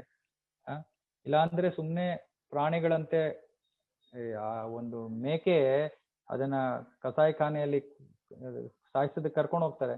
ಪಾಪ ಅದಕ್ಕೆ ಏನ್ ಗೊತ್ತು, ಅಲ್ಲಿ ಹುಲ್ಲು ಹಾಕಿದೆ, ಹುಲ್ಲನ್ನ ಸಂತೋಷವಾಗಿ ತಿಂತಾ ಇದೆ. ಅದು ಮುಂದೆ ಏನಾಗುತ್ತೆ ಅಂತ ಅದು ಗೊತ್ತಿಲ್ಲ. ನಾವು ಆ ಮೇಕೆ ತರ ಜೀವನ ನಡೆಸ್ಬಾರ್ದು. ಮುಂದೆ ಏನಾಗತ್ತೆ ಗೊತ್ತಿಲ್ಲ, ಮುಂದೆ ಎಲ್ಲ ಹೋಗ್ತೀವಿ ಅಂತ ಗೊತ್ತಿಲ್ಲ, ಯಾಕೆ ಇಲ್ಲಿ ಬಂದಿದೀವಿ, ಏನ್ ಮಾಡ್ಬೇಕು, ಇದೆಲ್ಲ ತಿಳ್ಕೊಳ್ಳದೆ ನಾವು ಜೀವನವನ್ನ ನಡೆಸಬಾರ್ದು. ಇದು ತುಂಬಾ ಮುಖ್ಯವಾದ ಒಂದು ಜ್ಞಾನ ಕೃಷ್ಣ ಕೊಡ್ತಾ ಇರೋದು. 2 ಮುಖ್ಯವಾದ ಅಂಶಗಳು ಹೇಳಿದಾನೆ ಇವಾಗ. ಯಾವುದು ಮೊದಲು ನಾನು ಆತ್ಮ, ನಾನು ದೇಹ ಅಲ್ಲ. ನಾನು ಆತ್ಮನಾಗಿರೋದ್ರಿಂದ ಈ ದೇಹಕ್ಕೆ ಬರುವಂತ ಎಲ್ಲಾ ತೊಂದರೆಗಳನ್ನು ನಾನು ಒಂದು ತಾಳ್ಮೆಯಿಂದ ಸಹಿಸ್ಕೊಂಡು ನಾನು ಜೀವನವನ್ನ ನಡೆಸ್ಬೇಕು. ಈ ತಾಳ್ಮೆ ಅನ್ನೋದೇ ತುಂಬಾ ಮುಖ್ಯವಾದ ಅಂಶ. ತಾಳ್ಮೆಯನ್ನ ಕಳ್ಕೊಂಡ್ರೆ ಏನಾಗುತ್ತೆ? ಕೋಪ ಬರುತ್ತೆ, ಮಾಡಬಾರ್ದು ಕೆಲಸ ಮಾಡ್ತೀವಿ, ಹೇಳ್ಬಾರ್ದು ವಿಷಯಗಳನ್ನ ಮಾತಾಡ್ತೀವಿ. ಆದ್ರೆ ತಾಳ್ಮೆ ಇರೋರು ಎಷ್ಟೊಂದು ವಿಷಯಗಳನ್ನ ತುಂಬಾ ಶಾಂತಿ ನೆಮ್ಮದಿಯಿಂದ ಪರಿಹರಿಸ್ಕೊಂಡ್ಬಿಡ್ತಾರೆ. ಆದ್ರೆ ಯಾರಿಗೆ ತಾಳ್ಮೆ ಇಲ್ವೋ ಅವರು ತಮ್ಮನ್ನೇ ತಾವು ಇನ್ನೂ ಕಷ್ಟದ ಸ್ಥಿತಿಗಳಲ್ಲಿ ಸಿಕ್ಕಾಕಿಸ್ತಾರೆ. ಅದರಿಂದ ತಾಳ್ಮೆ ಅನ್ನೋದು ತುಂಬಾ ಮುಖ್ಯವಾದದ್ದು. ಯಾರಿಗೆ ತಾಳ್ಮೆ ಇಲ್ವೋ ದಯವಿಟ್ಟು ಜಪ ಮಾಡಿ. ತಾಳ್ಮೆಯನ್ನ ಒಂದು ನಿಧಾನವಾಗಿ ಬರುತ್ತೆ, ಅದು ರಾತ್ರೋರಾತ್ರಿ ಬಂದ್ಬಿಡಲ್ಲ. ಆದ್ರೆ ಜಪ ಮಾಡ್ತಾ ಮಾಡ್ತಾ ಮಾಡ್ತಾ ಆ ತಾಳ್ಮೆ ಕ್ರಮೇಣವಾಗಿ ಹೆಚ್ಚುತ್ತಾ ಹೋಗುತ್ತೆ. ಅದರಿಂದ ಇದು ತುಂಬಾ ಮುಖ್ಯವಾದ ಒಂದು ಅಂಶ. ಕೊನೆಯಲ್ಲಿ ಈ ವಿಷಯದ ಬಗ್ಗೆ ಯಾರಿಗಾದ್ರೂ ಪ್ರಶ್ನೆ ಇದ್ರೆ ಕೊನೆಯಲ್ಲಿ ನಾವು ಅದನ್ನ ಚರ್ಚೆ ಮಾಡೋಣ. ಶ್ಲೋಕ 15. ಯಮ್ಮಿನವ್ಯತೆಯಂತ್ಯೇ ತೇ ಪುರುಷಂ ಪುರುಷರ್ಷಭ ಸಮದುಃಖ ಸುಖಂ ಧೀರಂ ಸೋಮೃತತ್ವಾಯ ಕಲ್ಪತೆ. ಇವಾಗ ಕೃಷ್ಣ ಅರ್ಜುನ್ಗೆ ಹೇಳ್ತಾ ಇದ್ದಾನೆ, ಈ ತಾಳ್ಮೆ ಅಂತ ಇರುವಂತ ವ್ಯಕ್ತಿಗೆ ಏನು ಲಭ್ಯವಾಗ್ಬೋದು, ಅವನು ಏನ್ ಸಾಧಿಸ್ಬೋದು? ಅವನು ಹೇಳ್ತಾ ಇದ್ದಾನೆ ಇಲ್ಲಿ, ಯಾರು ಸುಖ ದುಃಖಗಳಲ್ಲಿ ವಿಚಲಿತರಾಗದೆ ಇರ್ತಾರೋ, ಸಮಚಿತ್ತರಾಗಿರ್ತಾರೋ ಅವ್ರಿಗೂ ಖಂಡಿತವಾಗ್ಲೂ ಅವರು ಅಮೃತತ್ವಾಯ ಕಲ್ಪತೆ. ಈ ಭೌತಿಕ ಜಗತ್ತಿಂದ ಆಧ್ಯಾತ್ಮಿಕ ಜಗತ್ತಿಗೆ ಹೋಗೋ ಅಂತ ಸಾಧ್ಯತೆ ಅವ್ರಿಗೆ ಇರುತ್ತೆ, ಅವ್ರಿಗೆ ಆ ಯೋಗ್ಯತೆ ಬರುತ್ತೆ. ಅಂದ್ರೆ ತಾಳ್ಮೆಯಿಂದ ನಾವು ಜೀವನ ನಡೆಸ್ತಾ ಇದ್ರೆ ನಾವು ಈ ಭೌತಿಕ ಜನ್ಮದಿಂದ ನಾವು ಪಾರಾಗೋದಕ್ಕೆ ಸಾಧ್ಯನೇ ಇಲ್ಲ. ಸೊ ಅಮೃತತ್ವಾಯ ಕಲ್ಪತೆ, ಅವನು ಆ ಒಂದು ಮೋಕ್ಷವನ್ನು ಪಡೆಯೋದಕ್ಕೆ ಅವನು ಅರ್ಹನಾಗ್ತಾನೆ. ಸೊ ಇದರಲ್ಲಿ ಪ್ರಭುಪಾದರು ಒಂದು ಮುಖ್ಯವಾದ ವಿಷಯ ಹೇಳ್ತಾರೆ, ಯಾರು ಆಧ್ಯಾತ್ಮಿಕ ಪ್ರಗತಿಯನ್ನ ಸಾಧಿಸ್ಬೇಕು ಅಂತ ದೃಢಚಿತ್ತರಾಗಿರ್ತಾರೋ ಅವರು ಮಾತ್ರ ಈ ಸುಖ ದುಃಖಗಳನ್ನ ಸಮವಾಗಿ ಕಾಣಬಹುದು. ಯಾರು ಆಧ್ಯಾತ್ಮಿಕ ಸಾಕ್ಷಾತ್ಕಾರ ಪಡೆದುಕೊಳ್ಳೋದಕ್ಕೆ ಯಾರು ದೃಢ ನಿಶ್ಚಿತರಾಗಿರ್ತಾರೋ, ಅಂದ್ರೆ ಅವ್ರಿಗೆ ನಿಜವಾಗ್ಲೂ ಇನ್ನೇನು ಇಲ್ಲ ಜೀವನದಲ್ಲಿ, ಇದೊಂದೇ ಗುರಿ ಅಂತ ಯಾರಿರ್ತಾರೋ ಅಂಥವ್ರು ಈ ಸುಖ ದುಃಖಗಳನ್ನ ತುಂಬಾ ಸುಲಭವಾಗಿ ಅವರು ಅದನ್ನ ಎದುರಿಸ್ಬೋದು. ಆದ್ರೆ ಯಾರು ಭೌತಿಕ ವಿಷಯಗಳಲ್ಲೇ ಭೌತಿಕ ಜೀವನದಲ್ಲೇ ಮುಳುಗೋಗಿರ್ತಾರೋ ಅವರಿಗೆ ಈ ಸುಖ ದುಃಖಗಳನ್ನ ಎದುರಿಸೋ ಶಕ್ತಿ ಇರೋದಿಲ್ಲ. ಸೊ ಅದರಿಂದ ಯಾರಿಗಾದ್ರೂ ಸುಖ ದುಃಖಗಳನ್ನೆಲ್ಲ ಸಮವಾಗಿ ನೋಡ್ಬೇಕು, ಜೀವನವನ್ನ ಸಮತೋಲನದಿಂದ ಸುಖ ದುಃಖಗಳನ್ನ ನೋಡ್ಬೇಕು, ಆ ರೀತಿ ಜೀವನ ನಡೆಸ್ಬೇಕು ಅಂತ ಯಾರಿಗ ಆಸೆ ಇರುತ್ತೋ ಅವರು ಏನ್ ಮಾಡ್ಬೇಕು, ಈ ಭೌತಿಕ ಆಸಕ್ತಿಯಿಂದ ತಮ್ಮ ಮನಸ್ಸನ್ನು ಹೊರಗಡೆ ತರಬೇಕು. ಭೌತಿಕವಾಗಿ ನಾವು ಯಾವಾಗ ತುಂಬಾ ಆಸಕ್ತರಾಗಿ ಹೋಗ್ತೀವೋ ಆಗ ನಮ್ಗೆ ಈ ಸುಖ ದುಃಖಗಳನ್ನ ಸಹಿಸ್ಕೊಳ್ಳೋ ಶಕ್ತಿ ಇರೋದಿಲ್ಲ. ಆಧ್ಯಾತ್ಮಿಕ ಶಕ್ತಿ ಬರೋದು ನಮ್ಗೆ ಕೇವಲ ಭಕ್ತಿ ಯೋಗ ಮಾಡೋದ್ರಿಂದ ಮಾತ್ರ. ಯಾವಾಗ ನಾವು ಭಗವಂತನ ನಾಮಸ್ಮರಣೆ, ಭಗವದ್ಗೀತೆ ಇವೆಲ್ಲವನ್ನು ಓದ್ತೀವೋ ಆಗ ನಮಗೆ ಈ ಸುಖ ದುಃಖಗಳನ್ನ ಎದುರಿಸೋ ಒಂದು ಶಕ್ತಿ ಬರುತ್ತೆ, ಆಧ್ಯಾತ್ಮಿಕ ಶಕ್ತಿ ನಮಗೆ ಲಭ್ಯವಾಗುತ್ತೆ. ಆದ್ರಿಂದ ಇದು ತುಂಬಾ ಮುಖ್ಯವಾದದ್ದು. ಭೌತಿಕವಾಗಿ ಹೆಚ್ಚು ನಾವು ಅಂಟ್ಕೊಂಡಷ್ಟು ನಮಗೆ ಈ ಸುಖ ದುಃಖಗಳನ್ನ ಎದುರಿಸೋ ಶಕ್ತಿ ಬರೋದಿಲ್ಲ.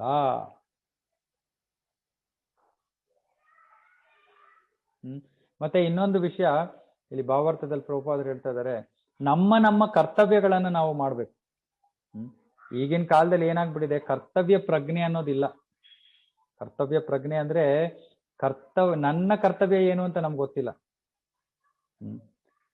ಎಷ್ಟೊಂದು ಜನ ಹೆಂಗಸರು ವಿಶೇಷವಾಗಿ ತಮ್ಮ ಕರ್ತವ್ಯದ ಜೊತೆ ಹೆಚ್ಚಿನ ಕರ್ತವ್ಯ ತಗೊಂಡಿದ್ದಾರೆ. ಅಂದ್ರೆ ತಮ್ಮ ಕರ್ತವ್ಯ ಏನು, ವಿಶೇಷವಾಗಿ ಮನೆಯಲ್ಲಿ ಮಕ್ಕಳಿಗೆ ಒಂದು ಸರಿಯಾಗಿರೋ ಸಂಸ್ಕೃತಿಯನ್ನು ಕೊಡೋದು, ಅವರಿಗೆ ಪ್ರೀತಿ ವಿಶ್ವಾಸವನ್ನು ಕೊಡೋದು, ಅವರಿಗೆ ಚೆನ್ನಾಗಿ ಬೆಳೆಸೋದು, ಸರಿಯಾದ ಆಹಾರ ಪೌಷ್ಟಿಕ ಆಹಾರವನ್ನು ಕೊಡೋದು, ಇದೆಲ್ಲ ತಾಯಿಯ ಕರ್ತವ್ಯ.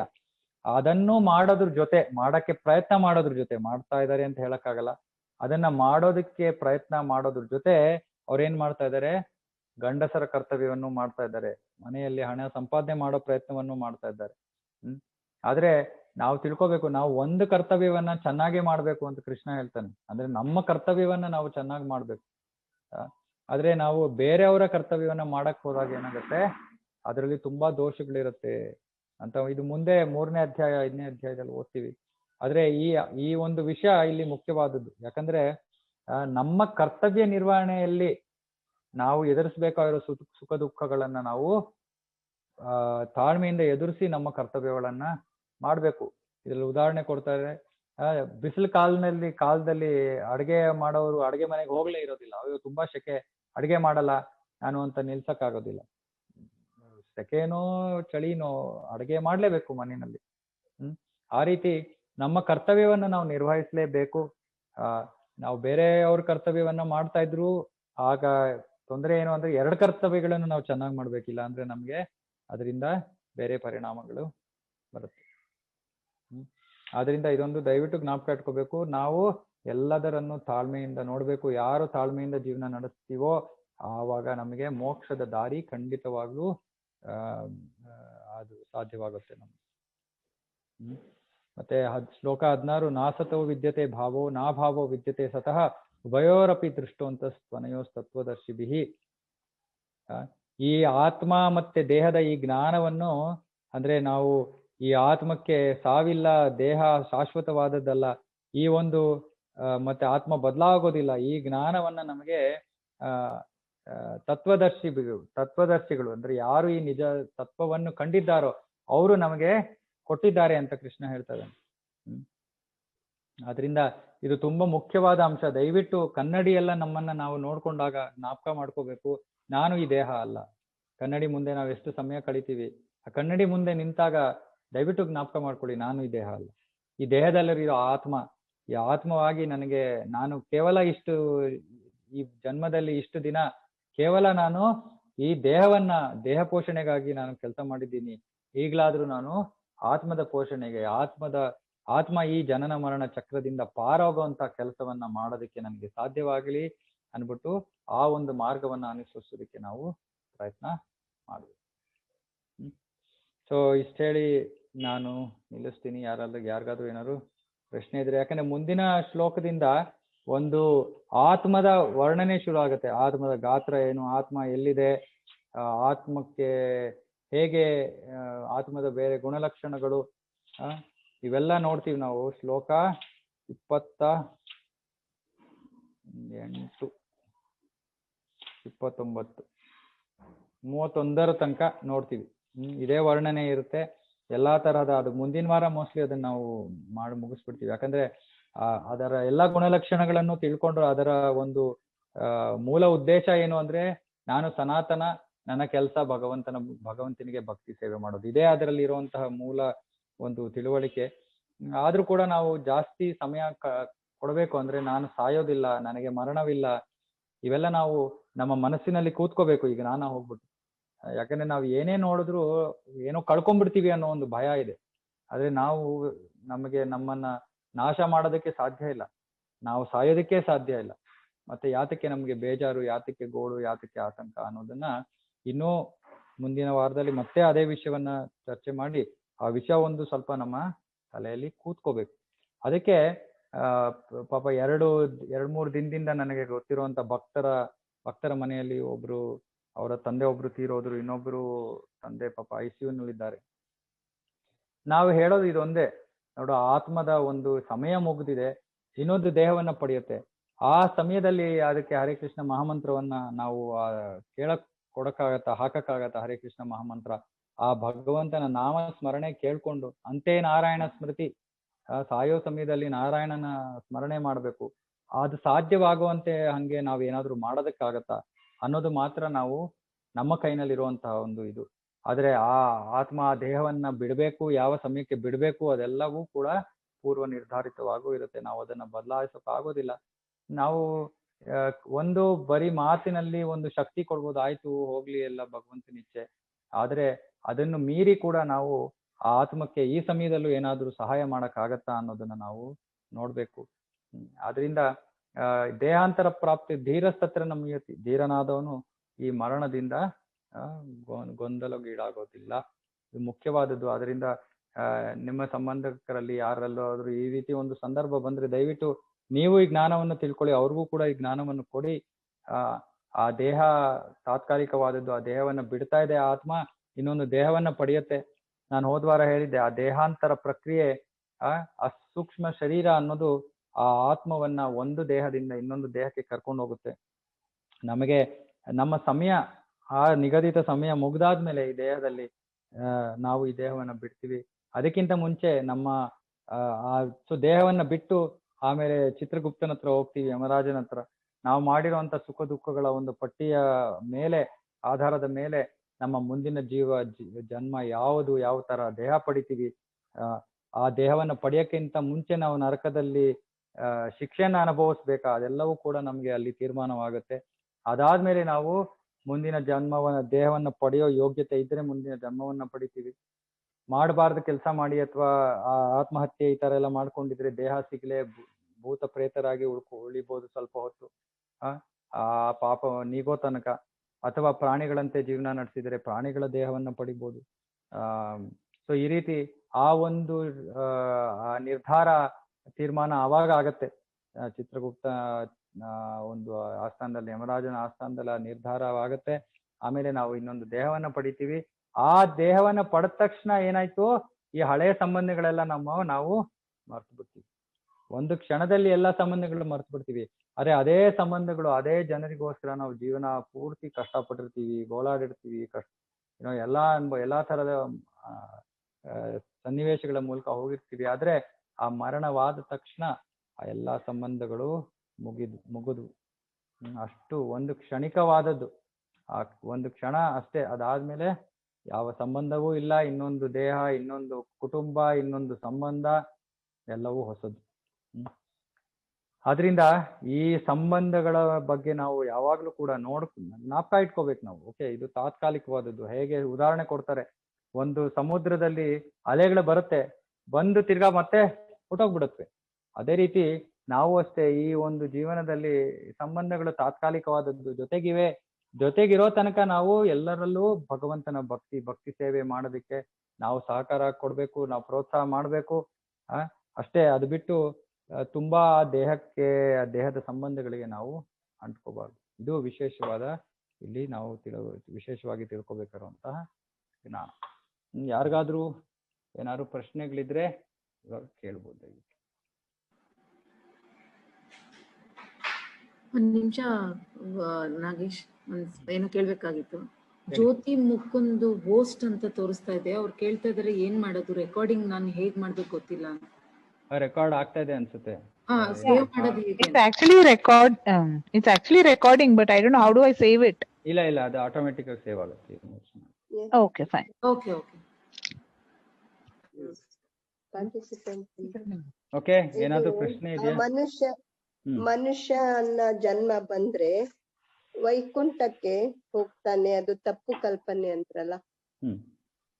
ಮನುಷ್ಯ ವೈಕುಂಠಕ್ಕೆ ಹೋಗ್ಬೇಕಾಗಿಲ್ಲ. ವೈಕುಂಠಕ್ಕೆ ಹೋಗುವಂತ ಕೆಲಸ ಮಾಡಿದ್ರೆ ಅವ್ನು ವೈಕುಂಠಕ್ಕೆ ಹೋಗ್ಬೋದು. ಇವಾಗ ನಾವು ಮಾಡದ್ದುಣ್ಣೋ ಮಹಾರಾಯ. ನಾವು ಯಾವ ರೀತಿ ಕೆಲಸ ಮಾಡ್ತೀವೋ ಆ ರೀತಿ ನಮ್ಮ ಡೆಸ್ಟಿನೇಷನ್ ಅದ್ರ ಪ್ರಕಾರ ಇರುತ್ತೆ.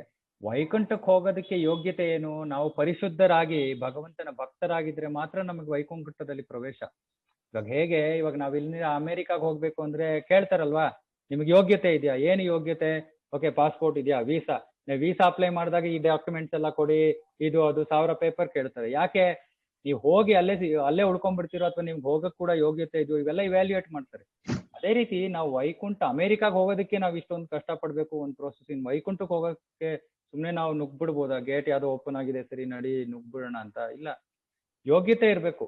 ಸೊ ನಾವ್ ಯೋಗ್ಯತೆ ಹೇಗೆ ಬೆಳೆಸ್ಕೊಳ್ಳೋದು? ಯೋಗ್ಯತೆ ಭಗವಂತನ ಭಕ್ತಿ ಸೇವೆ ಮಾಡಿದ್ರೆ ನಮ್ಗೆ ಮಾತ್ರ ಆ ಯೋಗ್ಯತೆ ಇರೋದು. ಯಾಕಂದ್ರೆ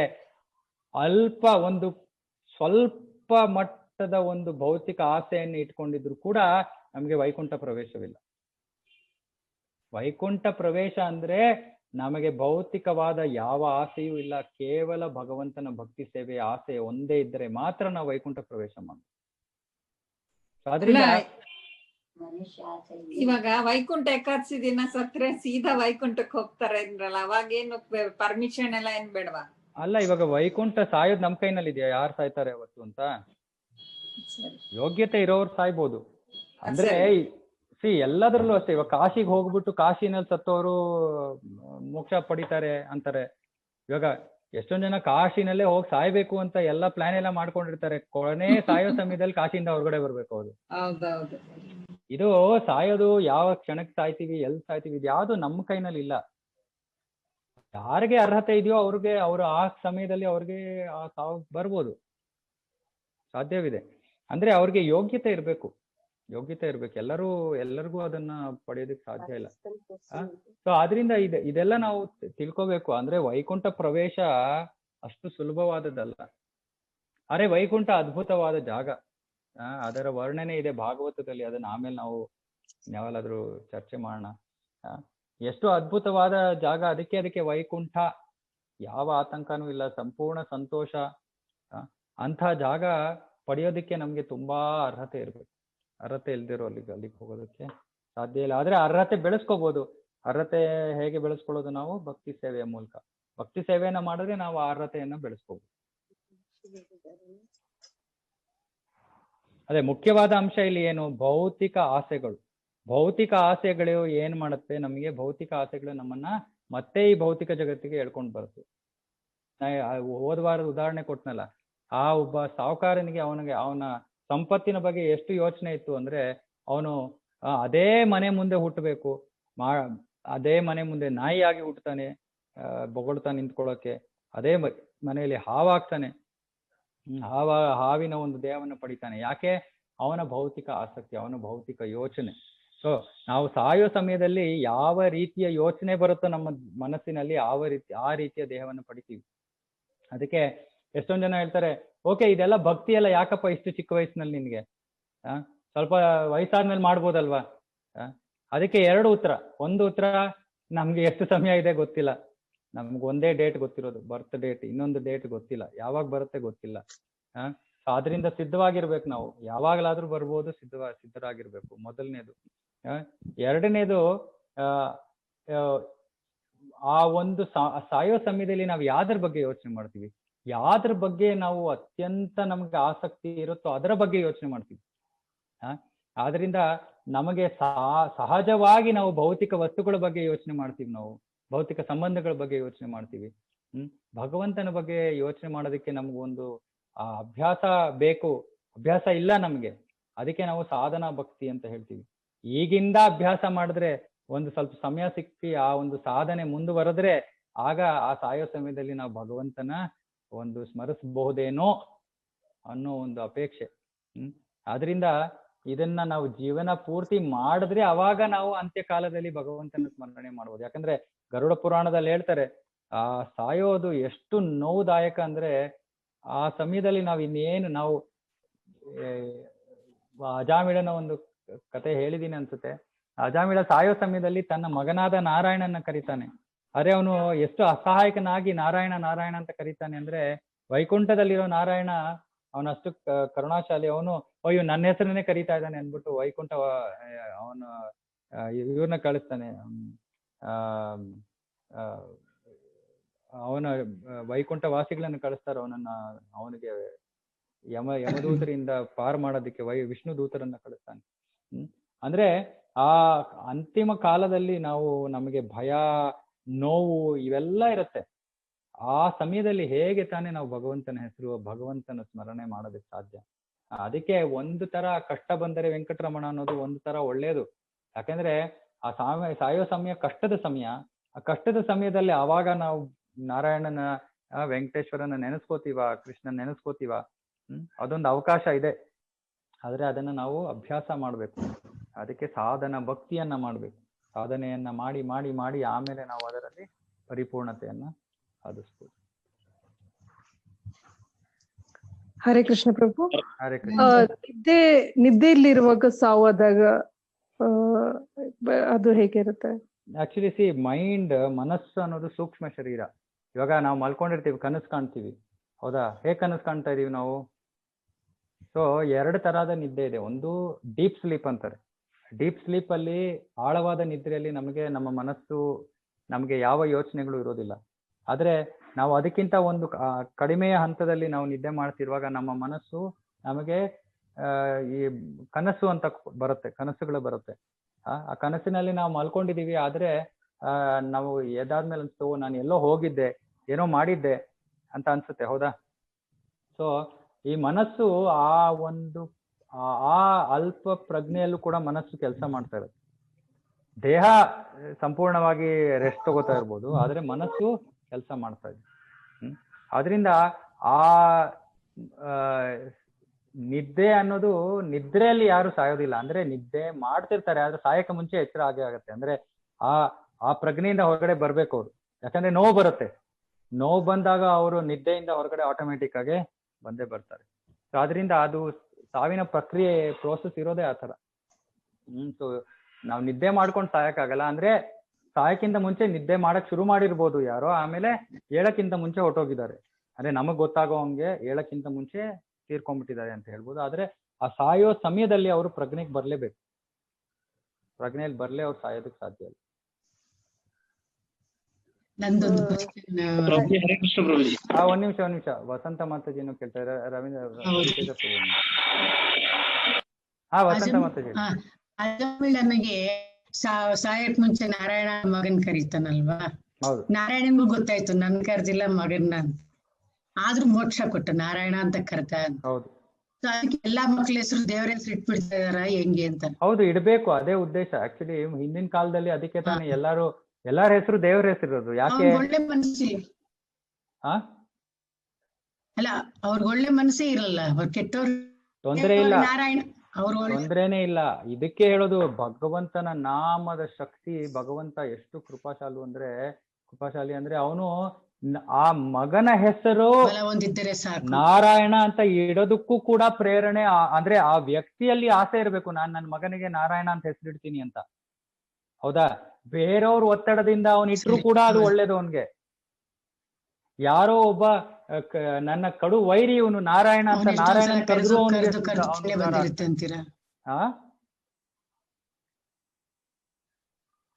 ಏನಂದ್ರಿ?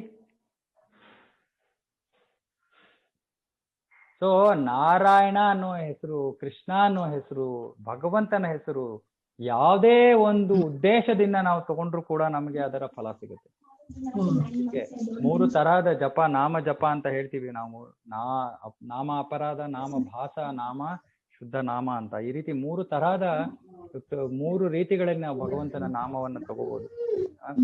ನಾವು ಅಪಹಾಸ್ಯ ಮಾಡೋ ಹಂಗೆ ನಾವು ಭಗವಂತನ ನಾಮ ತಗೊಂಡ್ರು ಕೂಡ ನಮಗೆ ಅದರಿಂದ ಲಾಭ ಸಿಗುತ್ತೆ. ಅಷ್ಟು ಶಕ್ತಿ ಇದೆ ಭಗವಂತನ ನಾಮದಲ್ಲಿ. ಮತ್ತೆ ಭಗವಂತ ನೋಡಿ ನಮ್ ತರ ಅಹಂಕಾರಿ ಅಲ್ಲ ಅವನು. ಇವನೇ ನಾನ್ ಕರೀಲೇ ಇಲ್ಲ, ನಾನ್ ಯಾಕೆ ಇವನಿಗೆ ಕೃಪೆ ಕೊಡ್ಬೇಕು? ಭಗವಂತನ ನಾಮವನ್ನ ಕರೆದ್ರೆ ಭಗವಂತನ ಕರೆದಂಗೆ. ನಮ್ ಉದ್ದೇಶ ಇದೆಯೋ ಬಿಟ್ಟಿದ್ಯೋ ಅದು ಪರಿಗಣನೆನೇ ಇಲ್ಲ, ಭಗವಂತನ ಕರೆದಂಗೆ ನಾವು ಅಷ್ಟೇ. ಅಷ್ಟು ಶಕ್ತಿ ಇದೆ ನಾಮದಲ್ಲಿ. ನಾಮ್ನಾಮ್ ಅಕಾರಿ ಬಹುಧ ನಿಜ ಸರ್ವಶಕ್ತಿ ತತ್ರಾರ್ಪಿತ ನಿಯಮಿತ ಸ್ಮರಣೇನ ಕಾಲ ಏತಾದೃಶಿ ತವ ಕೃಪಾ ಭಗವನ್ ಮಮಾಪಿ ದುರ್ದೈವಂ ಈದೃಶಂ ಇಹಾದಂ ನಾಮ. ಚೈತನ್ಯ ಮಹಾಪ್ರಭುಗಳು ಹೇಳ್ತಾರೆ, ಈ ನಾಮದಲ್ಲಿ ಇಷ್ಟೊಂದು ಶಕ್ತಿ ಇದೆ, ನೀನು ನಿನ್ನ ಶಕ್ತಿಯೆಲ್ಲ ಈ ನಾಮದಲ್ಲಿ ಹಾಕಿದ್ಯಾ, ಆದ್ರೂ ಕೂಡ ನನಗೆ ಈ ನಾಮದ ಮೇಲೆ ಒಂದು ಚೂರು ಆಸಕ್ತಿ ಅನುರಾಗ ಇಲ್ವಲ್ಲಪ್ಪ ಅಂತ ಬೇಡ್ಕೋ ಪ್ರಾರ್ಥನೆ ಮಾಡಿ. ದಾಸರ ಹಾಡ್ತಾರಲ್ಲ, ನಾಮದ ಬಲವಂತಿದ್ದರೆ ಸಾಕು ಅಷ್ಟೇ. ಹರೇ ಕೃಷ್ಣ ಪ್ರಭು. ಇವಾಗ ಕೋಮ ಹೊರಟೋಗ್ತಾರೆ, ಅವರು ಹೇಳಿ. ಕೋಮ ಹೊರಟೋಗ್ತಾರೆ, ಅವ್ರಿಗೆ ಏನು ಪ್ರಜ್ಞೆ ಇರಲ್ಲ. ಕೋಮ ಅಲ್ಲ, ಈ ಕೋಮ ಎಲ್ಲ ಬಾಹ್ಯವಾದದ್ದು, ಅದಕ್ಕೆ ಸೊ ಅವ್ರಿಗೆ ಇಹಾನು ಗೊತ್ತಿಲ್ಲ. ಅಲ್ಲ, ಕೋಮ ಇವೆಲ್ಲ ಭೌತಿಕವಾಗಿ ಒಂದು ದೇಹದ ಒಂದು ಸ್ಥಿತಿ ಅಷ್ಟೇ. ಅದು ಇಹಾಪರ ಏನು ಗೊತ್ತಿಲ್ಲ, ಇಹಾಪರ ಏನು ಗೊತ್ತಿಲ್ಲದೆ ಇದ್ರು ಕೂಡ ಮನಸ್ಸು ಅನ್ನೋದು ಕೆಲಸ ಮಾಡ್ತಾ ಇರುತ್ತೆ, ಅದರ ಕೆಲಸ ಅದು ಮಾಡ್ತಾ ಇದೆ. ಆ ಸಮಯದಲ್ಲಿ ನಾವು ಅಂದ್ರೆ ಕೋಮಾ ನಂಗೆ ಟೆಕ್ನಿಕಲಿ ಏನಾಗಿರುತ್ತೆ ಅಂತ ಗೊತ್ತಿಲ್ಲ, ಆದ್ರೆ ಆ ವ್ಯಕ್ತಿಯ ಮುಖ್ಯವಾದ ಯೋಚನೆಗಳು ಅಂದ್ರೆ ಅವನು ಯಾವ್ದಾರ ವಿಷಯದ ಬಗ್ಗೆ ಯೋಚನೆ ಮಾಡ್ತಾ ಇದ್ದಾನೆ, ಆ ವಿಚಾರಗಳು ಮನಸ್ಸಿನಲ್ಲಿ ಉಳ್ಕೊಂಡಿರುತ್ತದೆ. ಆ ವಿಚಾರಗಳ ಪ್ರಕಾರ ಅವನ ಮುಂದಿನ ದೇಹ. ಅಂದ್ರೆ ಮುಖ್ಯವಾಗಿ ನಾವು ಅನ್ಕೋಬೇಕು, ಆ ಕ್ಷಣ ಅಂತ ನಾನು ಹೇಳ್ತಾ ಇಲ್ಲ, ನಮ್ಮ ಮನಸ್ಸಿನಲ್ಲಿ ಯಾವುದು ಮುಖ್ಯವಾಗಿ ಯಾವ ವಿಷಯಗಳು ನಡೀತಾ ಇವೆ ನಮ್ಮ ಮನಸ್ಸಿನಲ್ಲಿ, ಯಾವುದು ನಮಗೆ ಮುಖ್ಯವಾದವು, ಅದರ ಪ್ರಕಾರ ನಮ್ಮ ಮುಂದಿನ ಜನ್ಮ. ಅದು ಒಂದು ದಿನದಲ್ಲಿ ಅದು ತಯಾರಾಗೋದಿಲ್ಲ. ಮನಸ್ಸು ಜೀವನ ಪೂರ್ತಿ ನಾವು ಯಾವ ರೀತಿ ನಡೆಸಿರ್ತೀವಿ, ಯಾವ ವಿಷಯಗಳ ಬಗ್ಗೆ ನಾವು ಯೋಚನೆ ಮಾಡಿರ್ತೀವಿ, ಇವೆಲ್ಲವೂ ಕೂಡ ನಮ್ಮ ತಲೆಯಲ್ಲಿ ಕೂತ್ಕೊಂಡಿರುತ್ತೆ. ಆ ವಿಚಾರಗಳ ಪ್ರಕಾರ ನಮ್ಮ ಮುಂದಿನ ದೇಹ. ಹರೇ ಕೃಷ್ಣ ಹಾ ಪ್ರಭು. ಹೇಳಿ ಲತಮತಿ. ಭವಿಷ್ಯದಲ್ಲಿ ಕಲ್ಕಿ ಮುಂದೆ ಬರ್ತಾನೆ ಅಂದ್ರಲ್ಲ, ಕಲ್ಕಿ ಅವತಾರ ಕಲಿಯುಗದ ಕಲ್ಕಿ ಅವತಾರ. ಕೊನೆಯಲ್ಲಿ ಕಲ್ಕಿ ಅವತಾರವಾಗತ್ತೆ. ಕಲ್ಕಿಯ ತಂದೆ ತಾಯಿಯ ಹೆಸರು, ಕಲ್ಕಿ ಯಾವ ಊರಿನಲ್ಲಿ ಜನ್ಮ ಪಡಿತಾನೆ, ಎಲ್ಲವನ್ನು ಭಾಗವತದಲ್ಲಿ ಕೊಟ್ಬಿಟ್ಟಿದ್ದಾರೆ. ಭಾಗವತದಲ್ಲಿ ಬುದ್ಧ ಬರಕ್ಕಿಂತ ಮುಂಚೆ ಬುದ್ಧ ಯಾವಾಗ ಬರ್ತಾನೆ, ಅವನ ತಂದೆ ತಾಯಿ ಯಾರು, ಅವನು ಎಲ್ಲಿ ಜನ್ಮ ಪಡಿತಾನೆ, ಎಲ್ಲವೂ ಕೊಟ್ಟಿದೆ. ಭಾಗವತದಲ್ಲಿ ಎಲ್ಲಾ ಅವತಾರಗಳ ಮುಖ್ಯ ಅವತಾರಗಳ ಒಂದು ಉಲ್ಲೇಖ ಇದೆ. ಅದೇ ರೀತಿ ಬೇರೆ ಪುರಾಣಗಳಲ್ಲೂ ಅಷ್ಟೇ ಕೂಡ. ಅದರಿಂದ ಯಾರೇ ಸುಮ್ಮನೆ ನಾನ್ ದೇವ್ರು, ನೀವು ನನ್ಗೆ ಗೊತ್ತು ಎಷ್ಟೊಂದು ಬೇರೆ ಬೇರೆ ಜನರಲ್ಲಿ ಒಂದು ವಿಶ್ವಾಸ ಇಟ್ಟಿರ್ತಾರೆ. ಒಂದು ಕೈಯಿಂದ ಒಂದು ಶಕ್ತಿಯಿಂದ ನಾವು ಯಾವುದೋ ವಿಭೂತಿ ಕೊಡ್ಬೋದು, ಮತ್ತೊಂದು ಕೊಡ್ಬೋದು. ಅದು ಕೇವಲ ಅಷ್ಟಸಿದ್ಧಿ, ದಯವಿಟ್ಟು ತಿಳ್ಕೊಳ್ಳಿ. ಅಷ್ಟಸಿದ್ಧಿ, ಈ ಅಷ್ಟಸಿದ್ಧಿ ಅನ್ನೋದು ಯೋಗಿಕ ಶಕ್ತಿ.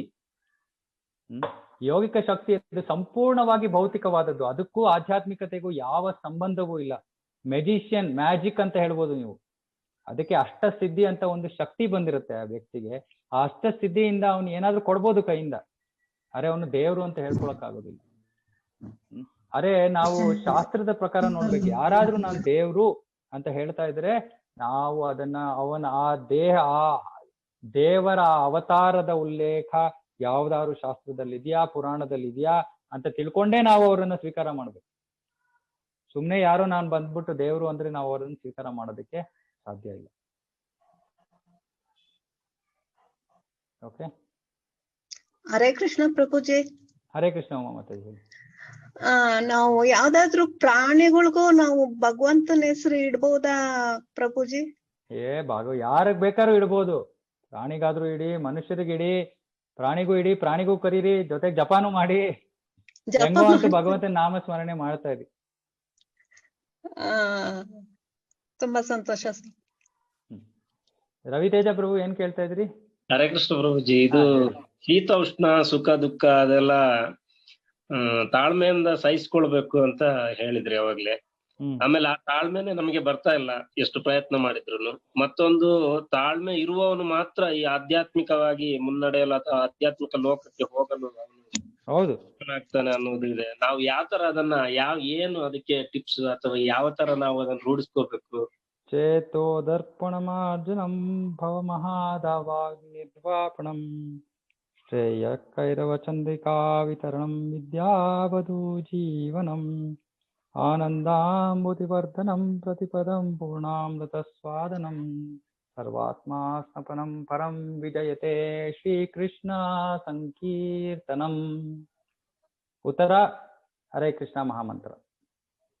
ನಾವೆಷ್ಟು ಹರೇ ಕೃಷ್ಣ ಮಹಾಮಂತ್ರವನ್ನು ಜಪ ಮಾಡ್ತೀವೋ ಅಷ್ಟು ನಾವು ಈ ಎಲ್ಲಾ ಗುಣಗಳು ನಮ್ಮಲ್ಲಿ ಬೆಳೆಯುತ್ತವೆ. ಹರೇ ಕೃಷ್ಣ ಮಹಾಮಂತ್ರ ಸರಿಯಾಗಿ ಜಪ ಮಾಡದೇ ಇದ್ರೆ, ಅಪರಾಧಗಳನ್ನ ಮಾಡ್ತಾ ಇದ್ರೆ ನಾವು ಭಕ್ತಿಯಲ್ಲಿ ಮುಂದುವರಿಯೋದಕ್ಕಾಗಲ್ಲ, ಈ ಗುಣಗಳನ್ನ ಬೆಳೆಸ್ಕೊಳ್ಳೋದಕ್ಕಾಗೋದಿಲ್ಲ.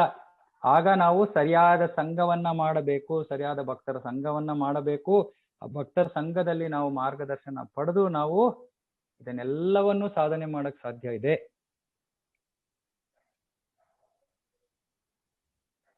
ರವಿತೇಜ ಪ್ರಭುಗಳೇ. ಕೃಷ್ಣ ಪ್ರಭು, ಒಂದ್ ನಿಮಿಷ ಮತ್ತೆ ರವಿತೇಜ ಪ್ರಭು. ಸರಿ ಪ್ರಭುಜಿ. ಉತ್ತರ ಸಿಕ್ತಾ? ಪ್ರಯತ್ನ ಪಡ್ತಾ ಇದೀವಿ. ಅಲ್ಲ, ನಾವು ತಿಳ್ಕೋಬೇಕು, ಭಕ್ತಿಯಲ್ಲಿ ಆಗ್ಲೇ ಇರೋದು ಯಾವುದೂ ಇಲ್ಲ, ಸಾಧ್ಯವಾಗದೆ ಇರೋದು ಯಾವುದೂ ಇಲ್ಲ. ಹೇಳಿದ ನಾಮ್ ಅಕಾರಿ ಬಹುದ, ಆ ನಾಮದಲ್ಲಿ ಭಗವಂತ ತನಗಿಂತ ಜಾಸ್ತಿ ಹೆಚ್ಚು ಶಕ್ತಿಯನ್ನು ಹಾಕಿದ್ದಾನೆ. ತನ್ನಲ್ಲಿರೋ ಶಕ್ತಿಗಿಂತ ಜಾಸ್ತಿ ಶಕ್ತಿಯನ್ನು ಹಾಕಿದ್ದಾನೆ. ಅಂತಹ ನಾಮವನ್ನ ನಾವು ಪ್ರತಿದಿನ ಜಪ ಮಾಡ್ತಾ ಇದೀವಿ. ಹೇಗೆ ಬದಲಾವಣೆ ಆಗದೆ ಇರೋದಕ್ಕೆ ಸಾಧ್ಯ ಇದೆ? ಏನೋ ತಪ್ಪು ಮಾಡ್ತಾ ಇದೀವಿ, ಎಲ್ಲೋ ಅಷ್ಟೇ ತಿಳ್ಕೋಬೇಕು. ಇದರ ವೈಷ್ಣವ ಅಪರಾಧ ಮಾಡ್ತಾ ಇದೀವಿ, ಅಥವಾ ನಾಮ ಅಪರಾಧ ಮಾಡ್ತಾ ಇದೀವಿ, ಅಥವಾ ಸೇವಾ ಅಪರಾಧ ಮಾಡ್ತಾ ಇದೀವಿ. ನಾವು ಇದನ್ನ ಆಮೇಲೆ ಡಿಸ್ಕಸ್ ಮಾಡೋಣ. ಸರಿ ಓಕೆನಾ? ಕಲ್ಪನಾ ಮಾತಾಜಿ ಹೇಳಿ. ಹರೇ ಕೃಷ್ಣ ಪ್ರಭುಜಿ. ಭಕ್ತಿ ಮಾಡ್ಲಿಕ್ಕೆ ದೇವ್ರ ಪೂಜೆನೂ ಮಾಡ್ಬೇಕಾ, ಜಪ ಮಾಡಿದ್ರೆ ಸಾಕ ಪ್ರಭುಜಿ? ಹರೇ ಕೃಷ್ಣ ಪ್ರಭುಜಿ. ಧ್ಯಾಯತೋ ವಿಷ್ಣು ತ್ರೇತಾಯಾಮ್ ಯಜತೋ ಮುಖೇ ದ್ವಾಪರೇ ಪರಿಚರ್ಯಾಯಾಮ್ ಕಲೌ ತದ್ ಹರಿ ಕೀರ್ತನಾತ್. ದ್ವಾಪರ ಯುಗದಲ್ಲಿ ನಿಜವಾಗಲೂ ದೇವರ ಗುಡಿಗೆ ಹೋಗಿ ದೇವಸ್ಥಾನಕ್ಕೆ ಹೋಗಿ ಭಗವಂತನ ಆರಾಧನೆ ಪೂಜೆ ಇದು ದ್ವಾಪರ ಯುಗದಲ್ಲಿ ಪರಿಪೂರ್ಣತೆ ಸಾಧನೆ ಮಾಡಕ್ಕಿದ್ದಿದ್ದ ಮಾರ್ಗ. ಕಲೌತದ್ ಹರಿಕೀರ್ತನಾಥ್, ಕಲಿಯುಗದಲ್ಲಿ ಕೇವಲ ಹರಿಕೀರ್ತನೆಯಿಂದ ನಾವು ಇದನ್ನು ಸಾಧನೆ ಮಾಡ್ಬೋದು. ಪೂಜೆ ಅವಶ್ಯಕತೆ ಇಲ್ಲ. ಆದ್ರೆ ನಮ್ಮ ಆಚಾರ್ಯರು ನಮ್ಗೆ ಪಂಚರಾತ್ರಿಕ ವಿಧಿ ಅಂತ ಕೊಟ್ಟಿದ್ದಾರೆ. ಆ ಪಂಚರಾತ್ರಿಕ ವಿಧಿಗೂ ವೈದಿಕ ವಿಧಿಗೂ ತುಂಬಾ ವ್ಯತ್ಯಾಸವಿದೆ. ವೈದಿಕ ವಿಧಿ ಅಂದ್ರೆ ತುಂಬಾ ಅದರಲ್ಲಿ ಲೋಪದೋಷಗಳು, ಅಂದ್ರೆ ತುಂಬಾ ಕಟ್ಟುನಿಟ್ಟಾಗಿ ನಾವು ಆರಾಧನೆ ಮಾಡ್ಬೇಕು ಭಗವಂತನಿಗೆ. ಆದ್ರೆ ಪಾಂಚರಾತ್ರಿಕ ವಿಧಿಯಲ್ಲಿ ಅಷ್ಟೊಂದು ಕಟ್ಟುನಿಟ್ಟು, ಅಷ್ಟೊಂದು ನಿಯಮ ನಿಬಂಧನೆಗಳಿಲ್ಲ. ಸ್ವಲ್ಪ ಸರಳವಾದ ಮಾರ್ಗ. ಈ ಒಂದು ಮಾರ್ಗದಲ್ಲೂ ಕೂಡ ನಾವು ಭಗವಂತನ ಶ್ರೀ ವಿಗ್ರಹ, ಅರ್ಥ ವಿಗ್ರಹಗಳಿಗೆ ನಾವು ಯಾವಾಗ ಆರಾಧನೆ ಪೂಜೆಯನ್ನ ಮಾಡ್ತೀವೋ ಅದರಿಂದ ನಾವು ಪರಿಶುದ್ಧರಾಗ್ತೀವಿ. ಆ ಪರಿಶುದ್ಧತೆಯಿಂದ ನಾವು ನಮ್ಮ ಜಪ ಮತ್ತೆ ಭಾಗವತ ವಿಧಿ ಅನ್ನೋ ಒಂದು ಮಾರ್ಗದಿಂದ ನಾವು ಸಾಕ್ಷಾತ್ಕಾರವನ್ನು ಪಡ್ಕೋಬಹುದು, ಪರಿಪೂರ್ಣತೆಯನ್ನ ಸಾಧಿಸ್ಬೋದು. ಆದ್ರಿಂದ ನಮ್ಗೆ ಪ್ರಭುಪಾದರು ಹೇಳಿರೋದು ಎರಡೂ ಮಾಡೋದಕ್ಕೆ ಪ್ರಯತ್ನ ಮಾಡಿ ಅಂತ. ಆದ್ರೆ ಹೆಚ್ಚಿನ ಪ್ರಾಮುಖ್ಯತೆ 99% ನಮ್ಮ ಪ್ರಗತಿಗೆ ಕಾರಣ ನಮ್ಮ ಜಪ. ಇನ್ನೊಂದು 95% ಅಂತ ಇಟ್ಕೋಬಹುದು. ಒಂದು 5% ನಾವು ದೇವ್ರ ಪೂಜೆ ಇದೆಲ್ಲ ಮಾಡ್ಬೋದು. ಆದ್ರೆ ಅದರಿಂದ ನಮ್ಮ ಪ್ರಜ್ಞೆ ಬದಲಾವಣೆ ಆಗೋದಿಲ್ಲ, ಪರಿಶುದ್ಧತೆ ಬರುತ್ತೆ. ಯಾಕಂದ್ರೆ ಭಗವಂತನ ಜೊತೆ ಭಗವಂತನ ಸಂಪರ್ಕದಲ್ಲಿರ್ತೀವಿ ನಾವು. ಒಂದು ದೇವರ ಪೂಜೆ ಮಾಡ್ತಿರುವಾಗ ಭಗವಂತನ ಸಂಪರ್ಕದಲ್ಲಿರ್ತೀವಿ. ಇರೋ ಸಮಯದ ತನಕ ನಮ್ಗೆ ಅದರ ಒಂದು ಪರಿಣಾಮ ಇರುತ್ತೆ. ಅದರಿಂದ ನಮ್ಮ ಮನಸ್ಸು ಪರಿಶುದ್ಧವಾಗುತ್ತೆ, ಜಪ ಇನ್ನೂ ಚೆನ್ನಾಗಿ ಮಾಡ್ಬೋದು ನಾವು. ಆದ್ರೆ ಕೊನೆಗೆ ನಾವು ಜಪಾನೇ ನಮ್ಗೆ ಮುಖ್ಯವಾದದ್ದು. ಬೇರೆ ಎಲ್ಲ ಸಪೋರ್ಟ್ ಮಾಡ್ತಾ ಇದೆ ಅಷ್ಟೇ, ಬೆಂಬಲಿಸ್ತಾ ಇರುವಂತಹ ಒಂದು ಪ್ರಕ್ರಿಯೆಗಳು. Thank you Prabhu. Okay madam. Hare Krishna ಪ್ರಭುಗಳೇ. ಹರೇ ಕೃಷ್ಣ. ಯಶಿಕಾ ಮಾತಾಜಿ. ಹಾ, ಯಶಿಕಾ. ಈ ನಡುವೆ ಎಲ್ಲರೂ ಹೇಳ್ತಾರೆ ಯಾಕೆ ದೇವ್ರ ನಾಮ ಎಲ್ಲ ಇಡ್ತೀರಾ, ಯಾಕಂದ್ರೆ ಅಂದ್ರೆ ಉದಾಹರಣೆಗೆ ಕೃಷ್ಣ ಅಂತ ಹೆಸರಿಟ್ರೆ ಕೃಷ್ಣನ್ ತರನೇ ಫುಲ್ ಚಂಚಲನಾಗಿರ್ತಾನೆ, ಜಾನಕಿ ಅಂತ ಹೆಸರಿಡ್ಬೇಡಿ, ಜಾನಕಿ ತರ ಕಷ್ಟ ಬರುತ್ತೆ, ಈ ತರ ಒಂದು ಮಿಸ್ಕನ್ಸೆಪ್ಷನ್ ಸ್ಟಾರ್ಟ್ ಆಗ್ಬಿಟ್ಟಿದೆ. ಇದನ್ನ ನೀವ್ ಹೇಗೆ ಕ್ಲಾರಿಫೈ ಮಾಡ್ತೀರಿ? ಅಲ್ಲ, ಇವಾಗ ಸೊ ಮೊದಲನೇದು ಏನು ಅಂದ್ರೆ ಭಗವಂತನ ಮೊದಲು ಅರ್ಥ ಮಾಡ್ಕೋಬೇಕು. ಕೃಷ್ಣ ಚಂಚಲನ ಅಲ್ವೇ ಅಲ್ಲ ಮೊದಲು. ಅದೇ ಫಸ್ಟ್ ತಪ್ಪು ತಿಳುವಳಿಕೆ. ಈ ಚಂಚಲತೆ ಇವೆಲ್ಲ ಭೌತಿಕ ಒಂದು ಗುಣಗಳು. ಕೃಷ್ಣನಲ್ಲಿ ಯಾವ ಭೌತಿಕ ಗುಣಗಳು ಇಲ್ಲ. ಅದಕ್ಕೆ ಕೃಷ್ಣ ಭಗವದ್ಗೀತೆಯನ್ನು ಹೇಳ್ತಾನೆ, ಜನ್ಮ ಕರ್ಮ ಚ ಮೇ ದಿವ್ಯಂ ಏವಂ ಯೋ ವೇತಿ ತತ್ವತಃ. ಕೃಷ್ಣನ್ನ ನಿಜವಾಗ್ಲೂ ಅವನು ಇರೋ ಹಂಗೆ ಯಥಾರೂಪವಾಗಿ ಅರ್ಥ ಮಾಡ್ಕೊಳಕ್ಕೆ ನಮಗೆ ತುಂಬಾ ಸಮಯ ಬೇಕಾಗತ್ತೆ. ಮೊದಲನೇದು ಅಂದ್ರೆ ಒಂದು ಉತ್ತರದ ಒಂದು ಭಾಗ. ಆದ್ರಿಂದ ಕೃಷ್ಣ ಅಂತ ನಾವ್ ಹೆಸರಿಡೋದಕ್ಕಿಂತ ಅಂದ್ರೆ ಅದಕ್ಕೆ ಕೃಷ್ಣ ದಾಸ ಅಂತ ಇಡಬೇಕು. ಅಂದ್ರೆ ಕೃಷ್ಣನ ದಾಸ ನಾನು. ಅದಕ್ಕೆ ನಾವು ಇಸ್ಕಾನ್ ನಲ್ಲಿ ಇವಾಗ ನನಗೆ ದೀಕ್ಷೆ ಪಡೆದಾದ್ಮೇಲೆ ನನ್ನ ಗುರುಗಳು ನನಗೆ ನಾರಾಯಣ ಪದ್ಮನಾಭ ದಾಸ ಅಂತ ಇಟ್ರು. ಇವತ್ತು ಯಾರೋ ಕೇಳ್ತಾ ಇದ್ರು, ಏನಪ್ಪ ಇಷ್ಟುದ್ದ ಹೆಸರಿದೆಯಲ್ಲ ಅಂತ. ನಾ ಹೇಳಿದೆ, ಮೊದಲನ ಭಾಗವನ್ನು ಮರ್ತು ಬಿಡಿ, ಬೇಕಾರೆ ನನ್ನ ಬಗ್ಗೆ ಯೋಚನೆ ಮಾಡ್ಬೇಕು, ಕೊನೆಗೆ ದಾಸ ಅಂತ ಯೋಚನೆ ಮಾಡಿ, ಅಷ್ಟು ಜ್ಞಾಪಕ ಇದ್ರೆ ಸಾಕು. ಅಂದ್ರೆ ಮುಖ್ಯವಾಗಿ ಏನು, ಭಗವಂತನ ನಾಮವನ್ನ ಇಟ್ಟಾಗ ಭಗವಂತನಲ್ಲಿ ಇರುವಂತಹ ಗುಣಗಳು ಬರುತ್ತೆ. ಭಗವಂತನಲ್ಲಿ ಯಾವ ಭೌತಿಕ ಗುಣಗಳು ಇಲ್ಲ. ಅದು ಕೇವಲ ನಮ್ಮ ತಪ್ಪು ತಿಳುವಳಿಕೆ. ಆ ತಪ್ಪು ತಿಳುವಳಿಕೆಯನ್ನು ಹೋಗ್ಲಾಡಿಸ್ಬೇಕು ಅಂದ್ರೆ ನಾವು ಅವರು ಭಗವಂತನ ಬಗ್ಗೆ ಕೇಳಿಸ್ಕೊಳ್ಳೋದಕ್ಕೆ ಬರ್ಬೇಕು. ಅವ್ರಿಗೆ ಆ ಓಪನ್ ಮೈಂಡೆಡ್ ಇದ್ರೆ ಅವ್ರು ಬಂದು ಕೇಳಿಸ್ಕೊಂಡಾಗ ಅವ್ರಿಗೆ ಅರ್ಥ ಆಗುತ್ತೆ. ಮೊದಲನೇದು. ಎರಡನೇದು ಅಂದ್ರೆ ಈ ನಾಮಗಳು ಇವಾಗ ಹಿಂದಿನ ಕಾಲದಲ್ಲಿ ನಾವು ನೋಡಿದ್ರೆ ಅರ್ಥವಿಲ್ಲದೆ ಇರುವಂತಹ ನಾಮಗಳು ಯಾರು ಹೆಸರುಗಳು ಇಟ್ಕೋತಾನೆ ಇರ್ಲಿಲ್ಲ. ಈಗ ನೋಡಿದ್ರೆ ಯಾರಿಗೊತ್ತು ಅದಕ್ಕೆ ಅರ್ಥನೇ ಇರೋದಿಲ್ಲ. ಅದೇ ಹೇಳಿದ್ದು, ಅರ್ಧಂಬರ್ಧ ಹೆಸರಿಗೆ ಅರ್ಥ ಇರೋದಿಲ್ಲ. ಆದ್ರೆ ಹಿಂದಿನ ಕಾಲದಲ್ಲಿ ಅವ್ರು ಈ ಭಗವಂತನ ನಾಮಗಳು, ದೇವರ ಹೆಸರುಗಳು ಇಡ್ತಾ ಇದ್ರು. ಅವ್ರೇನ್ ಕಷ್ಟ ಅನುಭವಿಸ್ತಾ ಇದ್ರ? ಜೀವನ ಚೆನ್ನಾಗೇ ನಡೆಸ್ತಾ ಇದ್ರು ನಮ್ಗಿಂತ. ನಾವು ತುಂಬಾ ಮುಂದುವರೆದಿದ್ದೀವಿ, ತುಂಬಾ ಅಭಿವೃದ್ಧಿ ಸಾಧಿಸಿದೀವಿ ಅಂತ ನಮ್ಗೆ ಯೋಚನೆ, ನಮ್ಮ ಅನಿಸಿಕೆ. ಆದ್ರೆ ನಾವು ಅನುಭವಿಸ್ತಾ ಇರೋ ಕಷ್ಟ ಅವರು ಕಷ್ಟ ಅನುಭವಿಸ್ಲೇ ಇಲ್ಲ ಹಿಂದಿನ ಕಾಲದಲ್ಲಿ. ಅದರಿಂದ ಇದೆಲ್ಲ ಅರ್ಧಂಬರ್ಧ ತಿಳ್ಕೊಂಡಿರೋಂಥ ವ್ಯಕ್ತಿಗಳು ಮಾತಾಡೋದು. ಅವ್ರಿಗೆ ನಿಜವಾಗ್ಲೂ ವಿಷಯ ತಿಳ್ಕೊಬೇಕು ಅಂದ್ರೆ ದಯವಿಟ್ಟು ಭಗವದ್ಗೀತೆ ಕ್ಲಾಸಿಗೆ ಕರೀರಿ ಅವ್ರನ್ನ. ಇಲ್ಲ ಅಂದ್ರೆ ಅವ್ರ ಇಷ್ಟ, ಅವ್ರು ಏನ್ ಬೇಕಾದ್ರೆ ಮಾಡ್ಕೋಬಹುದು, ಮಾತಾಡ್ಕೋಬಹುದು. ಹೇಳ್ತಾರಲ್ಲ, ನಾಯಿ ಬೊಗಳಿದ್ರೆ ದೇವಲೋಕ ಹಾಳಾಗತ್ತಾ? ಸೊ ಅದರಿಂದ ಅಂತವ್ರ ವಿಷಯ ಈ ಕಡೆಯಿಂದ ಕೇಳಿ ಆ ಕಡೆ ಬಿಡ್ಬೇಕು. ಆದ್ರೆ ಅವ್ರನ್ನ ಬದಲಾವಣೆ ಮಾಡ್ಬೇಕು ಅಂದ್ರೆ ಅವ್ರಿಗೆ ಭಗವಂತನ ಭಕ್ತಿ ಸೇವೆ, ಭಗವದ್ಗೀತಾ ಜಪ ಇದರಲ್ಲಿ ತಂದ್ರೆ ಮಾತ್ರ ಅವರು ಬದಲಾವಣೆ ಆಗೋದು. ಅದಕ್ಕೆ ನಾವು ಯಾಕೆ ಪ್ರಚಾರ ಮಾಡಕ್ ಇಷ್ಟೊಂದು ಶ್ರಮ ಪಡ್ತೀವಿ ಅಂದ್ರೆ ಈ ವಿಷಯಗಳೆಲ್ಲ ತಪ್ಪು ತಿಳುವಳಿಕೆ ಎಲ್ಲ ಹೋಗ್ಲಿ, ಜನರು ಸರಿಯಾದ ಜ್ಞಾನವನ್ನು ಪಡ್ಕೊಂಡು ಭಗವಂತನ ಭಕ್ತಿ ಸೇವೆಯಲ್ಲಿ ತೊಡಗ್ಲಿ ಅನ್ನೋ ಒಂದು ಉದ್ದೇಶದಿಂದ ನಾವು ಇಸ್ಕಾನ್ ನಲ್ಲಿ ಮುಖ್ಯವಾಗಿ ಪ್ರಚಾರ ಮಾಡೋದು ತುಂಬಾ ಅದಕ್ಕೆ ಒಂದು ಪ್ರಾಮುಖ್ಯತೆ ಇದೆ ಅದ್ರ ಮೇಲೆ. ಗುರೂಜಿ ನಮಸ್ಕಾರ, ನಾನು ಅಕ್ಷರ ಕುಲಕರ್ಣಿ. ಹೇಳಿ ಮತ್ತೆ.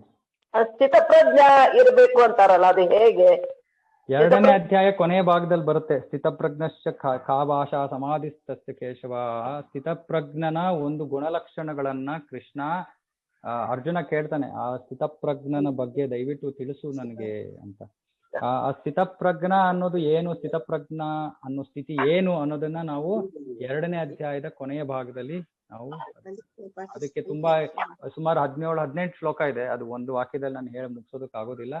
ಅದನ್ನ ಮುಂದಿನ ವಾರಗಳಲ್ಲಿ ತಿಳ್ಕೊಳ್ಳೋಣ.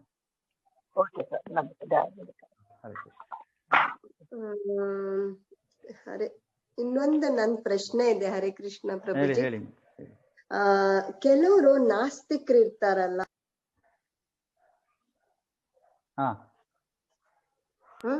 ನಾಸ್ತಿಕರು ಇರ್ತಾರಲ್ಲ, ನಾಸ್ತಿಕರು ಇರ್ತಾರೆ, ಅದು ಹೇಗೆ? ಅದು ಗೊತ್ತಾಗಲ್ಲ. ಅಲ್ಲ ಅಂದ್ರೆ ನಾಸ್ತಿಕರು ಇರ್ತಾರೆ ಅಂದ್ರೆ ಅವ್ರಿಗೆ ಭಗವಂತ ಬೇಡ, ಭಗವಂತ ಬೇಡ, ಆದ್ರಿಂದ ಅವ್ರು ನಾಸ್ತಿಕರಾಗಿರ್ತಾರೆ. ಇವಾಗ ನಮ್ಮ ಆಸೆಯ ಪ್ರಕಾರ ನಮಗೆ ಏನು ಬೇಕೋ ನಾವು ಅದನ್ನ ಪಡಿತೀವಿ, ಹೌದಾ?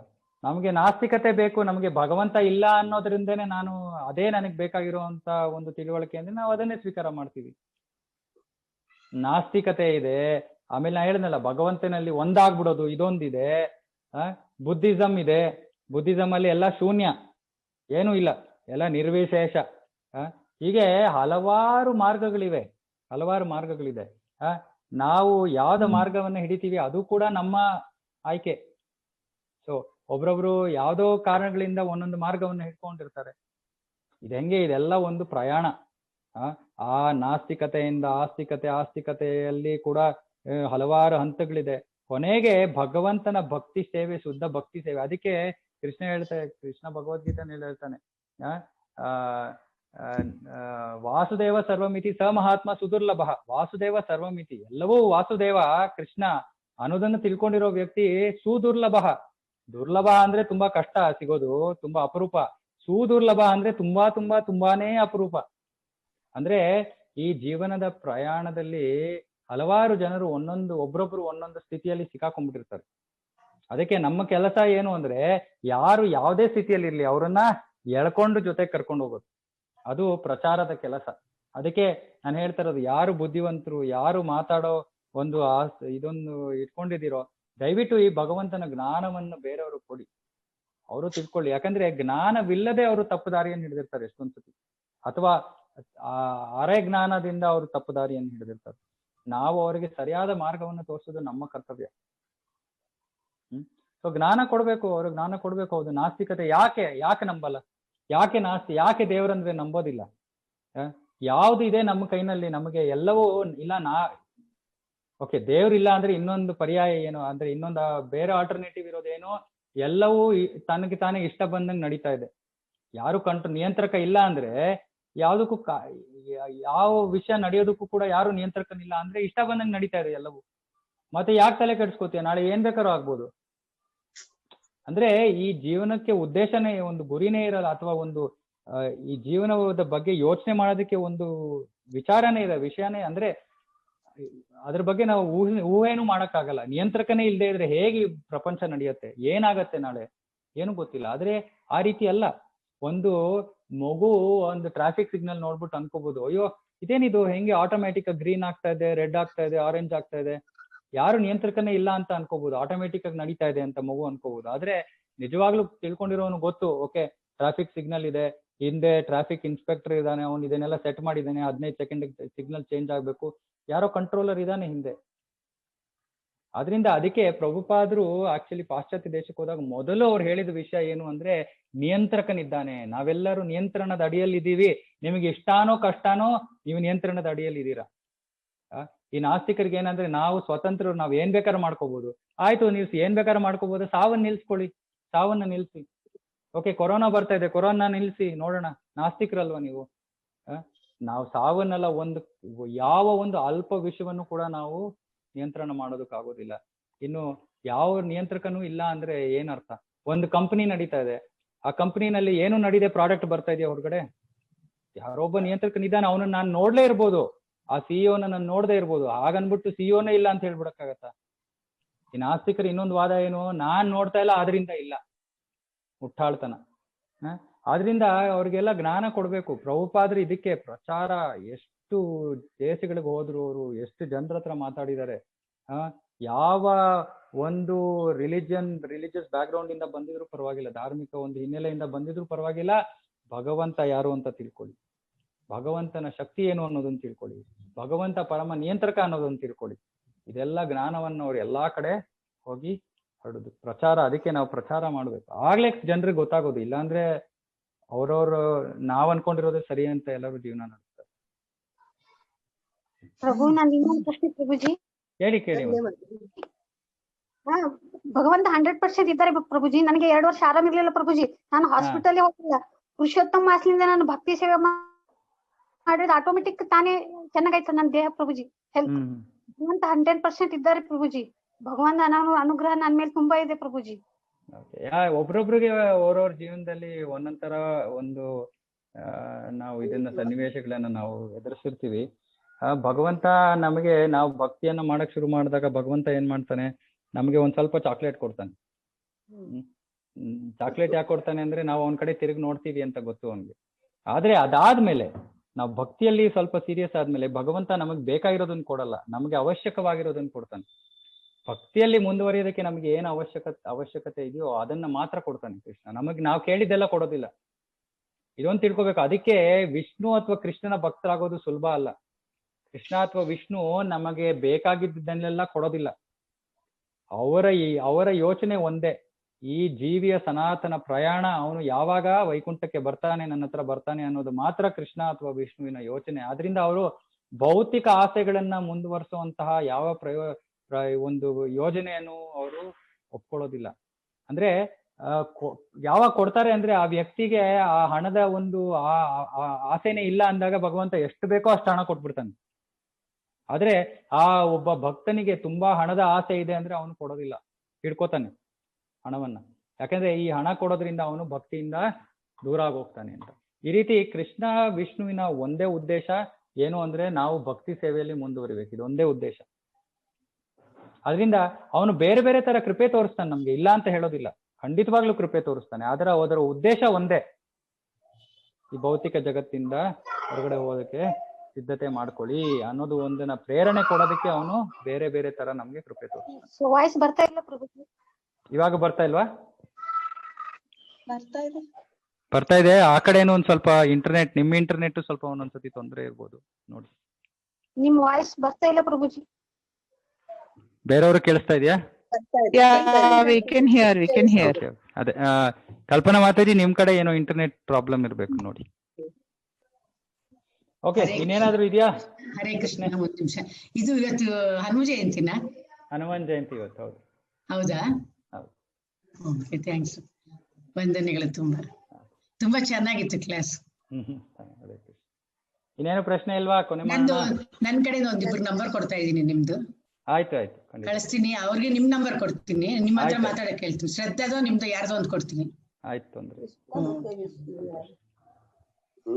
ಓಕೆ, ಈ ಸ್ವಲ್ಪ ನನ್ನ ಮೆಷಿನ್ ಪ್ರಾಬ್ಲಮ್ ನ ಸರಿ ಮಾಡ್ಕೋತೀನಿ ಮುಂದಿನ ವಾರದೊಳಗಡೆ. ನಂದೊಂದು ಪ್ರಶ್ನೆ ಇದೆ, ಮುಂದಿನ ವಾರ ಕೇಳ್ತೀನಿ ನಾನು. ಆಯ್ತು, ಕೇಳಿ. ಓಕೆ, ಹರೇ ಕೃಷ್ಣ. ಹರೇ ಕೃಷ್ಣ. ಓಕೆ, ಹರೇ ಕೃಷ್ಣ. ಪ್ರಭು 3 ವಾರದಿಂದ ಕೇಳಿದ್ದೀನಿ ಪ್ರಭು, ನರಸಿಂಹ ಕೀರ್ತನೆ ಹೇಳಿಲ್ಲ ನೀವು. ನರಸಿಂಹ ಕೀರ್ತನೆ ಹೇಳ್ಬೇಕಾ? ನರಸಿಂಹ ಕೀರ್ತನೆ. ಓಕೆ, ಮ್ಯೂಟ್ ಮಾಡ್ಕೊಳ್ಳಿ ದಯವಿಟ್ಟು, ನಾನು ನರಸಿಂಹ ಕೀರ್ತನೆ ಮಾಡ್ತೀನಿ. ಹರೇ ಕೃಷ್ಣ. ಹರೇ ಕೃಷ್ಣ. ಹರೇ ಕೃಷ್ಣ. ಯಾರು ಲಾಗ್ ಆಫ್ ಆಗ್ತಿರೋ ಆಗಿರ್ಬೇಕಾದ್ರೆ ಯಾರು ಕೀರ್ತನೆ ಕೇಳಬೇಕು ಮ್ಯೂಟ್ ಮಾಡ್ಕೋಬೇಕು ದಯವಿಟ್ಟು. ಪ್ರೇಮ ಮಾತಾಜಿ. ನೆಕ್ಸ್ಟ್ ವೀಕ್ ನನಗೆ ಭಗವದ್ಗೀತೆ. ಓಕೆ, ಮ್ಯೂಟ್ ಮಾಡ್ಕೊಳ್ಳಿ ದಯವಿಟ್ಟು. ಓಕೆ, ಹರೇ ಕೃಷ್ಣ ಮಹಾಮಂತ್ರನೇ ಹೇಳ್ತೀನಿ, ಒಂದ್ 5 ನಿಮಿಷ.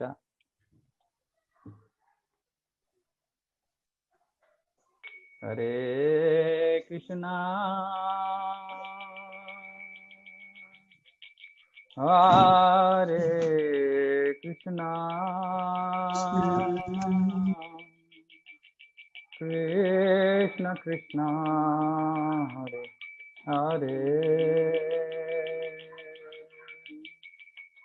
Hare Rama, Hare Rama, Rama Rama, Hare Hare, Hare Krishna, Hare Krishna, Krishna Krishna, Hare Hare, Hare Rama, Hare Rama, Rama Rama, Hare Hare, Hare Krishna, Hare Krishna, Krishna Krishna, Hare Hare, Hare Rama, Hare Rama, Rama Rama, Hare Hare, Hare Krishna, Hare Krishna, Krishna Krishna, Hare Hare, Hare Rama, Hare Rama, Rama Rama, Hare Hare, Hare Krishna, Hare Krishna, Krishna Krishna, Hare Hare, Hare Rama, Hare Rama, Rama Rama, Hare Hare, Hare Krishna, Hare Krishna, Krishna Krishna, Hare Hare Rama, Hare Rama, Rama Rama, Hare Hare Krishna, Hare Krishna, Krishna Krishna, Hare Hare Rama, Hare Rama, Rama Hare Hare Krishna, Hare Krishna, Krishna Krishna, Hare Hare Rama, Hare Rama, Rama Rama, Hare Hare Krishna, Hare Krishna, Krishna Krishna, Hare Hare, Hare Rama, Hare Rama.